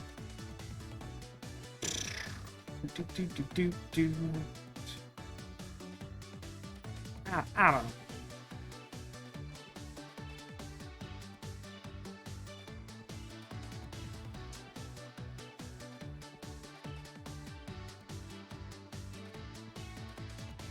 Oh, hang on. Wall principle. Wall principle! Second group in is 1. Second group in is 1 again. Second group in is additionally 1. That narrows this down. These have to be continuous, and then I only have 1 more space in this whole row. So all the rest of that is blank. Similarly, I only need to finish 1 group of 7. These aren't part of it. This would be 1, 2, 3, 4, 5, 6, 7. Yeah, alright, that's what that looked like. So that's a similar situation. Here, up here, I need to fit kind of a lot in a little. So it'd be like, the leftmost version is like 2 and then 1, and then like 1, 2, 3, 4. The rightmost version is like 1, 2, 3, 4, space 1, space 1, 2. That really gives me nothing, but I know that's close. That's my takeaway from that.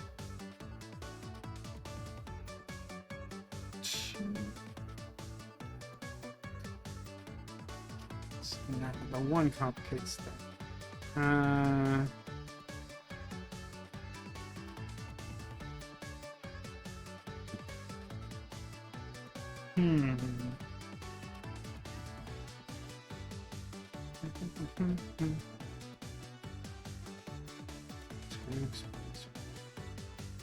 Wait, is this something over here?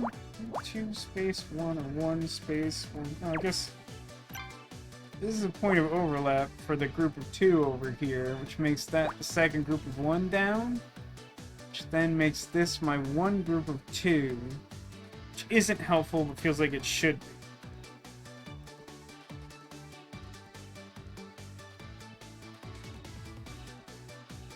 And then...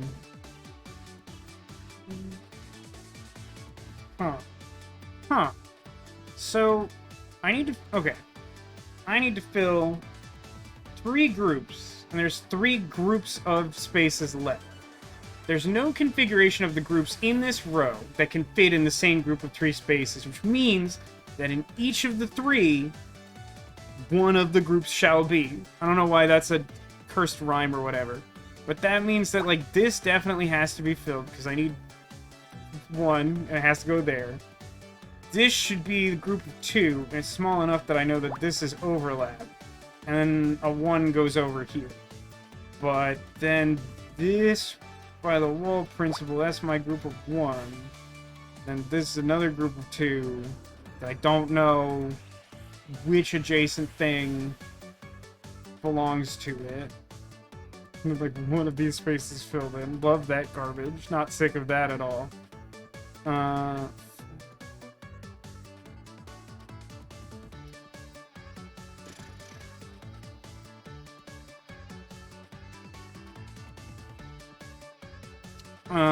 If we look at this column, there are not enough spaces down here for both missing bottom groups of 2 to play nice together.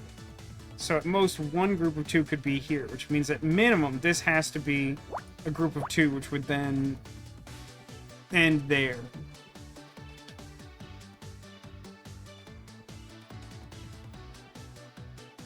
For this row, now that I've done that, there's only one continuous group of 3, and it's like a middle thing, so it can't be this left area. So this should be blank, which would then mean this has to be 2 and this 1. That makes sense. Hang on, at some point... Alright, I just filled this in. So the wall principle says that's a group of 1, which means that this has to be part of a group of 2, but this can't join it. And then I would need to have another group of 2 down here. And then that would be its own group. And then there's a 2 lurking somewhere in the mist.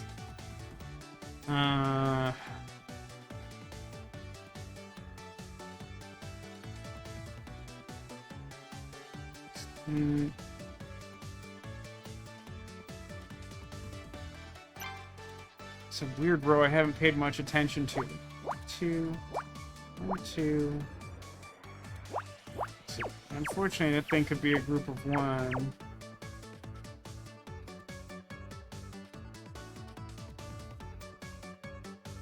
Two. These groups are too small. I don't have anything there.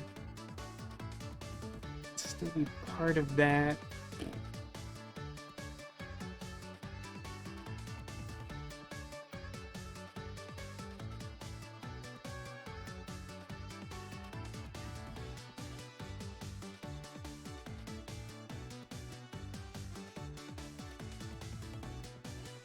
Don't have anything there. That's 2 open.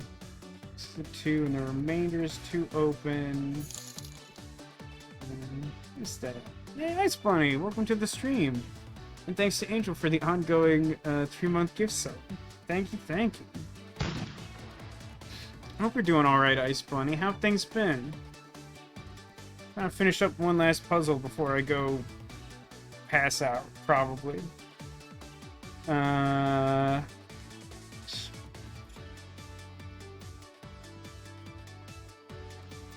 interesting. So because I filled this in, I know that the missing group of 2 has to be below this. It's the only missing group, so this can't be anything. But this has to be... I'm on purple. That's some point that happened for some reason. So that should be the bottom there, and then this would become the start of that group of 3. And then, because of the way this is configured, kind of like above, there's no groups of 3 here, so when there's spaces adjacent like that, there has to be a blank between them, and then this would be filled in and become the bottom group for the column, which looks good. And the wall principle says this group is our one missing group of 1 there. And I got some 2s to account for.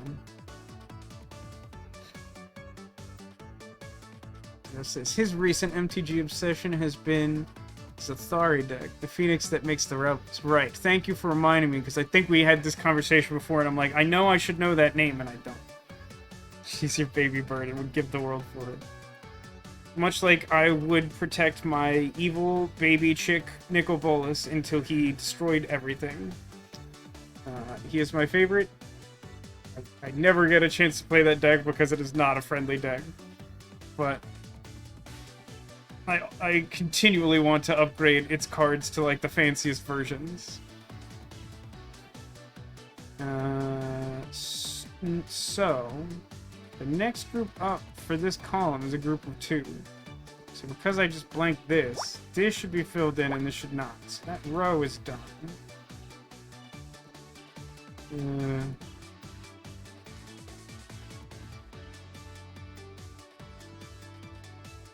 Hang on. If we look at this column, based on what remains, I think we know most of where everything should be. It's purple for a second. So, like, the highest version of this would be, like, 1, and then, like, 1, 2. But obviously this version forms a group of 3, which doesn't work. But since this is already confirmed in place, it would have to go like this. So, like, that should be the only place that group of 2 can go. I don't know where exactly this one goes, but I do have exactly 1 space for the bottom group I need. So that narrows it down to just one of those two being filled. Now if we go down and look at the bottom where we put that space, we have some overload here.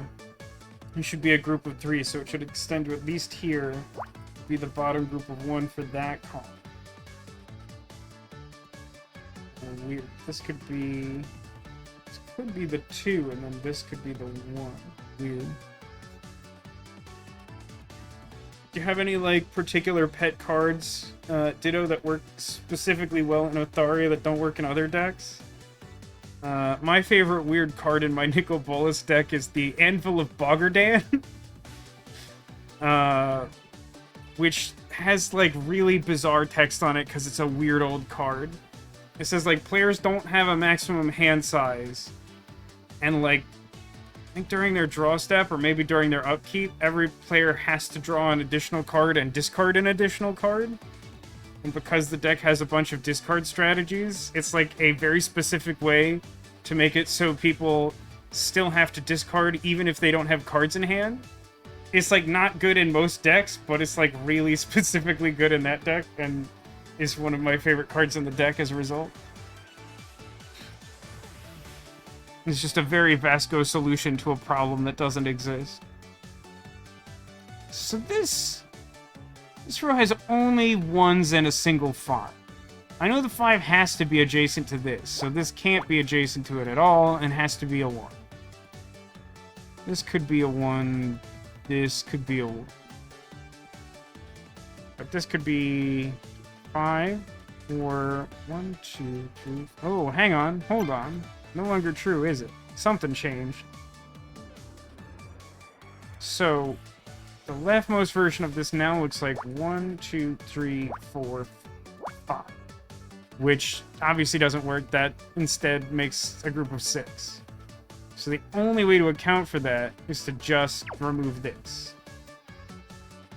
So that means that this must be a continuous 5 here, and then we would close it off on either side, and then this would have to be filled in. I think that is correct. It doesn't seem to break anything I'm noticing. What's the deal with this 7 now? 1, 2, 3, 4, 6. So this can't be anything, but that's not, like, super important. We do, however, know whether this starts here and ends here, or goes to this point, and then this is blank. This space should be filled in as the top group of 2 for this column, which then would be the rightmost 1. And that being true means that the only thing to finish is this group of 2, so this space is blank. I don't think it's super useful. Actually, it's a little useful, I think. 1, 2, 3, 4, 5. I know this should be a group of 7. So it should overload 1 more, because it can still reach up to this, but then we need to reach at least 6. And that apparently finishes this row, which is a neat trick. 7 is not done. The only thing to finish here is this group of 4, which can't reach to here, which should... Right, that already should have been... It already should have been placed. It's fine. Don't worry about it. Okay, so now we have a few groups of 1 left to account for in this column. Should be 1 between the top 1 and this 2 I just closed off. Don't know which of those 2 is filled right now. But I do know I need 2 more groups of 1 at the bottom, and there's only 3 spaces, and there's only 1 configuration that makes that work, as we've proven time and again. So, what that tells me is, in this bottom row, this is a group of 3. These could be a group of 2. Neither of these can be anything. So what does that tell me? Not much, regrettably.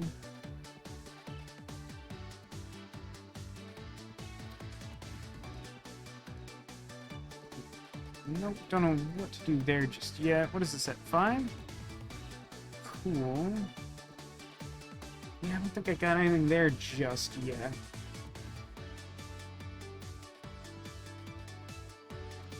Because this space is now blank, I think that changes the math on this row, where before something was possible that isn't. Somewhere in these 4 spaces should be a group of 2. Somewhere in these 3 spaces should be a group of 2. This should be filled in and make the 3rd missing group of 2. And then this has to be filled in as the 1 group of 1. Everything is sort of segmented now, such that, like, each zone represents one of our 4 groups. The last one's the biggest mystery, since it's the biggest open group. But that should tell us a few things. The wall principle tells us that this is group of 1 for this column, and then this would be filled to finish that group of 2, and then we're done. One of these 2 is filled, and I don't know which one it is. Nothing here. This should be filled in. Gosh, I probably could have done something useful with that sooner if I was paying attention. This should be filled in because I need 1 group of 1. And then this column is finished. So that's my 1, which then makes this space I just filled in at the start of my group of 2. Yeah, that all tracks. Don't know what's going on here, or do I? Because the wall principle says this should be our 2nd group, which is 1. Which means that this is the blank space I've been looking to fill in, which finishes that column. And then, as a result... do I not actually solve that yet? I would, for some reason. No, there's just too many variables, I think. That's fine. Dude, it says, I had many donuts today. I won't say how many, but I will say 4 VascoDaGamer emotes. Now, that could mean anything. But I will say that in addition to having 3 individual gigantic Cheesecake Factory slices of cheesecake over the past 7 days, I have contributed to the completion of 24 donuts in 2 weeks.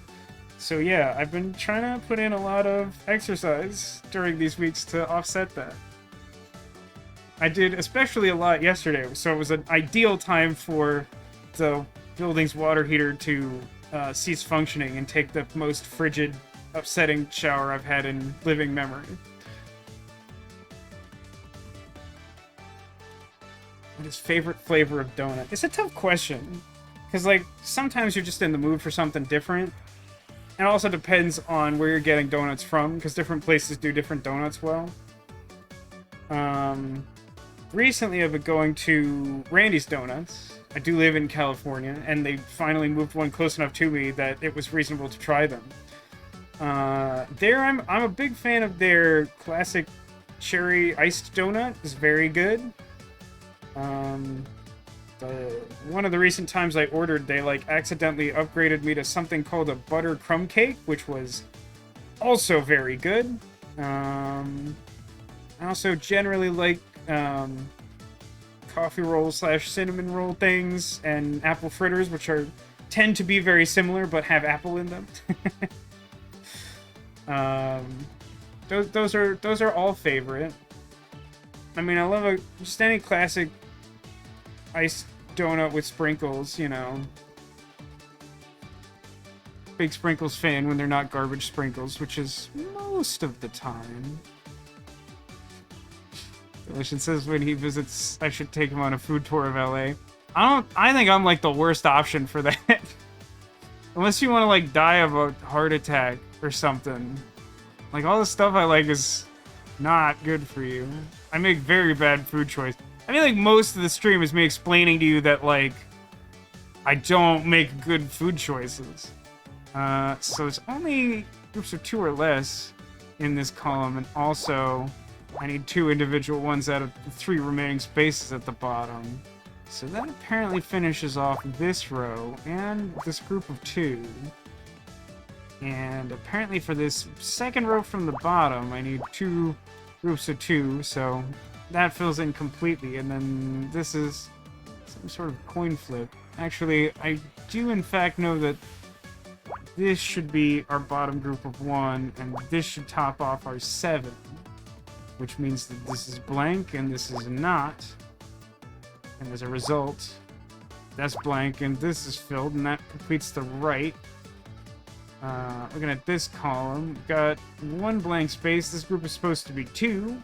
Based on the wall principle, we filled in a lot of X's. Still gotta fill in 1, but we'll get there eventually, hopefully.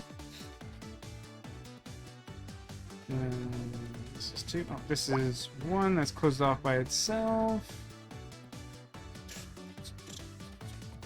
This is done now, which makes this a group of 2, which means this is empty, which means this is full, which means this is empty. Come on. That's the thing I'm missing. We're close. We should have this. It's 3. Oh, this should be filled. Because I need 1 for the row. Which means this is blank. Which means this is filled. Which means this is blank. Which means this is filled. Which means this is blank. Which means this is filled. Which means this is blank. Which means this is filled. I found ups. I found mad ups. Or UPS. Which also doesn't feel like it is appropriate for the context.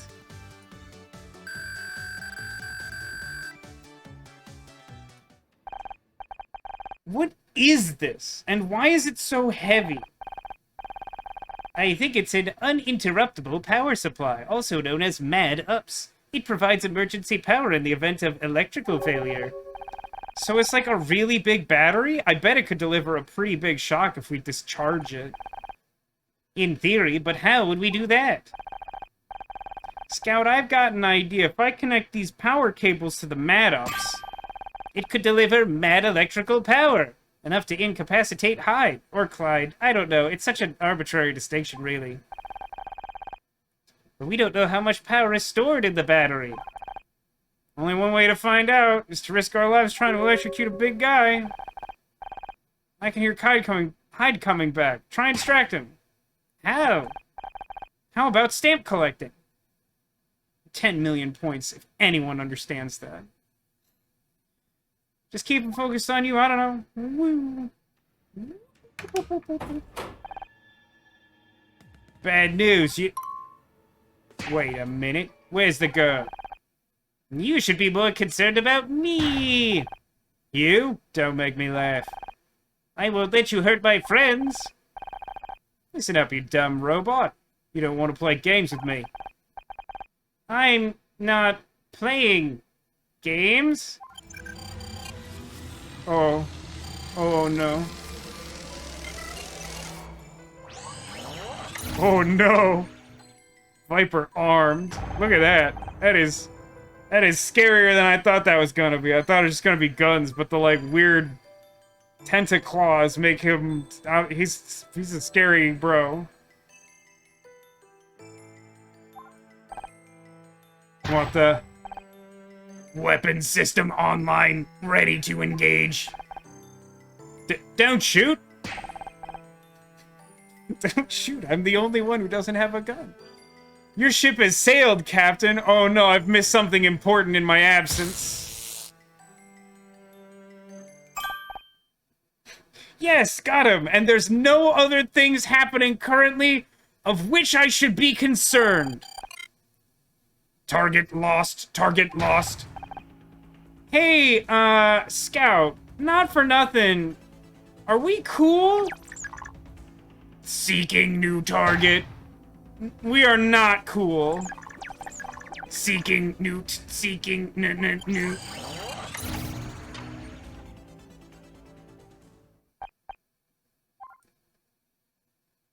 I want to say I'm thirsty, but I am a robot. I don't understand what that means.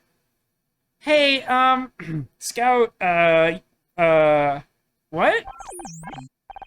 I don't know what happened. I was trying to distract him and something took over. It's alright, you're back to normal now. Yes, back to normal. You better tie Hyde up before he comes around. Can you check if he was carrying anything? Oh, please don't do a puzzle right now. Yes, I think so. I'm just gonna be mad. I'm glad you didn't do it. I don't this one, I guess. They're all the same.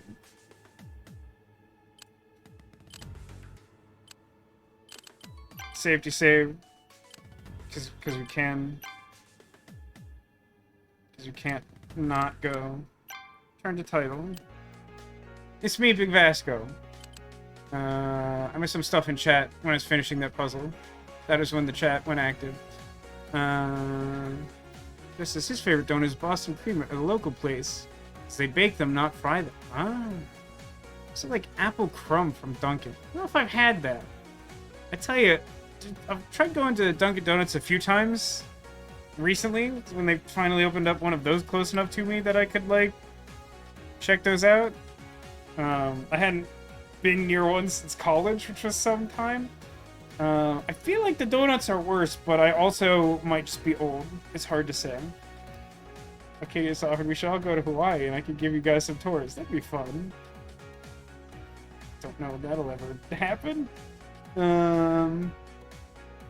Yeah, Hyde was on the road to get wrecked for sure. Acadia says, do I get half points because I've seen an easily distracted stamp collecting shirt recently? I'm not sure I understand that reference. There was some old, I'm not even sure I know the name of it now, but there was some old, like, Newgrounds era cartoon that for some reason I thought was really funny. It was this, like, weird stream of consciousness animation thing.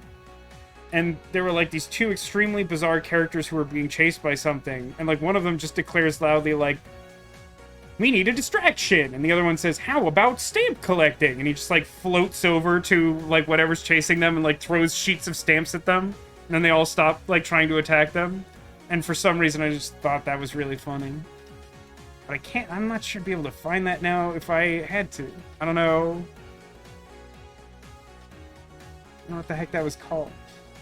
Anyway, yeah, Murder by Numbers. We got kind of a lot done. I mean, the puzzles are inherently longer, but I think we still got like 4 of them done. And the last 2 weren't like super long, despite the fact the stream is now running on the long side. We're probably approaching the end game. Maybe by the end of June we will finish it, which would time out with my long-term goals, but probably won't quite. I think it'll be a little off. It was exciting and troubling to see Scout enter assault mode. He's like Paildramon. He's got his own assault mode.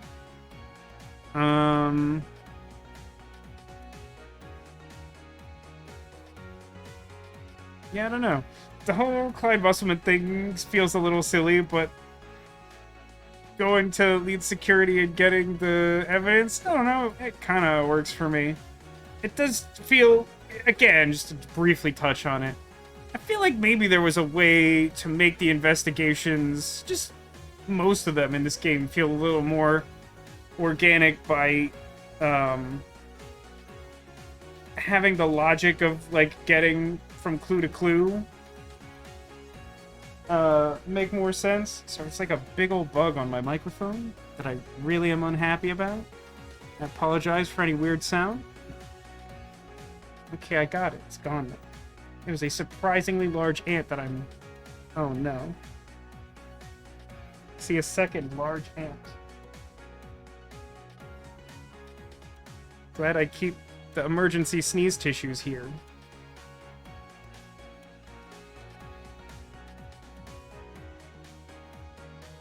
I'll have to take stock of this.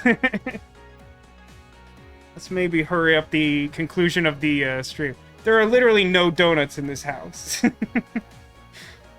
I brought one home last weekend. The rest were all eaten at or removed from my parents' house. Yeah, why don't you take a look, see if you can find a secret Squirtle. It's not this guy, he's not a secret, but I've hidden a Squirtle, and if you can find him, it'll be an omen of good luck for you in the week to come. Maybe you will not encounter some concerningly large ants. Maybe. Where it came from. It's weird to see 2 ants. I don't like seeing exactly 2 ants. I mean, I would certainly like less to see a larger number of ants. But one you can sort of dismiss as like a random ant.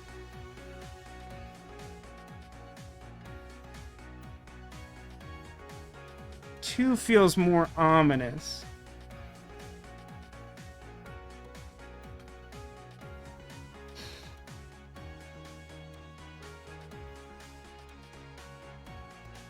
Wait, where's Naomi?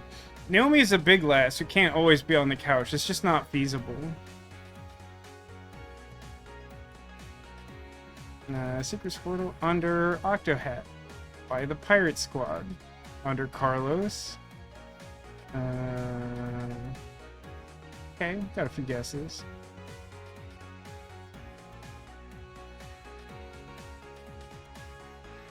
Let's take a look. So Angry Octopus were under Rabbit behind you. Cinnamon and Vinegar Barrier? I mean... we'll just see what happens. Do have that weird spray.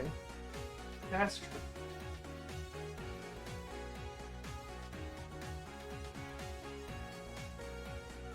Exactly 2 ants. I hate exactly 2 ants. Alright, many guesses. Let's start with Octohat. Everyone loves Octohat. Octohat is concealing a friendly rabbit friend, but not a Squirtle.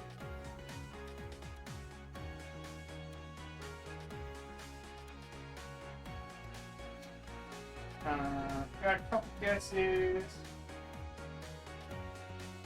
Under Colossus Carlos. Good friend. Love him. Sneaking back there is our chunky group friend. Not a Squirtle.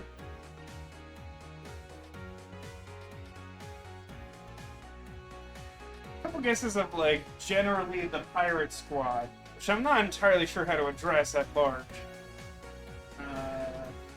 There's nothing hiding back there. I feel like it'll take me a really long time to disassemble that. I guess I could show off that adjacent to all the pirate power, Togepi was propping up our mustachioed gentle narwhal friend with his monocle. So I guess behind Eeyore and under this rabbit, not a Squirtle, but tiny Winnie the Pooh.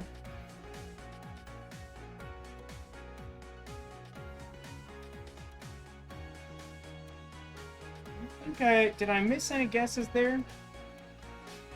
Also, Deckers, it does start pouring weird food around your home to ward off bugs. Things like that generally don't work, and vinegar attracts fruit flies. I'm generally disinclined to pour weird food around my house, but, like, that's mostly just because I don't want to deal with weird food residue, and would expect it to bring fruit flies. I suppose that, Demolition has this sort of standing guess behind Pikachu. We've got our Loch Ness Monster friend who hasn't been out in yet. She was hanging out with another sea creature, Perry the Dolphin.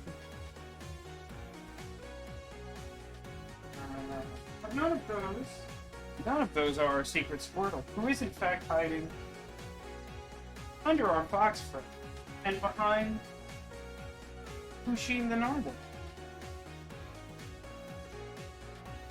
That was the location of our secret Squirtle. Always fun to play. Thanks to everybody for trying to find the secret Squirtle. And thank you for watching this bizarre stream. Hopefully there are no ants. This will now terrorize me for the rest of the day. Just when things were going well. Should have expected it. Anyway, assuming that I don't have to, like, fumigate my home or something insane, we should be back tomorrow for some Disco Elysium at the normal time. Let's hope for that. In the meantime, thanks to everybody for watching. Thanks for being here. Thanks for being you, and I hope to see you again soon. Whether that's tomorrow or sometime in the future, remember to take care of yourselves and that you are classy.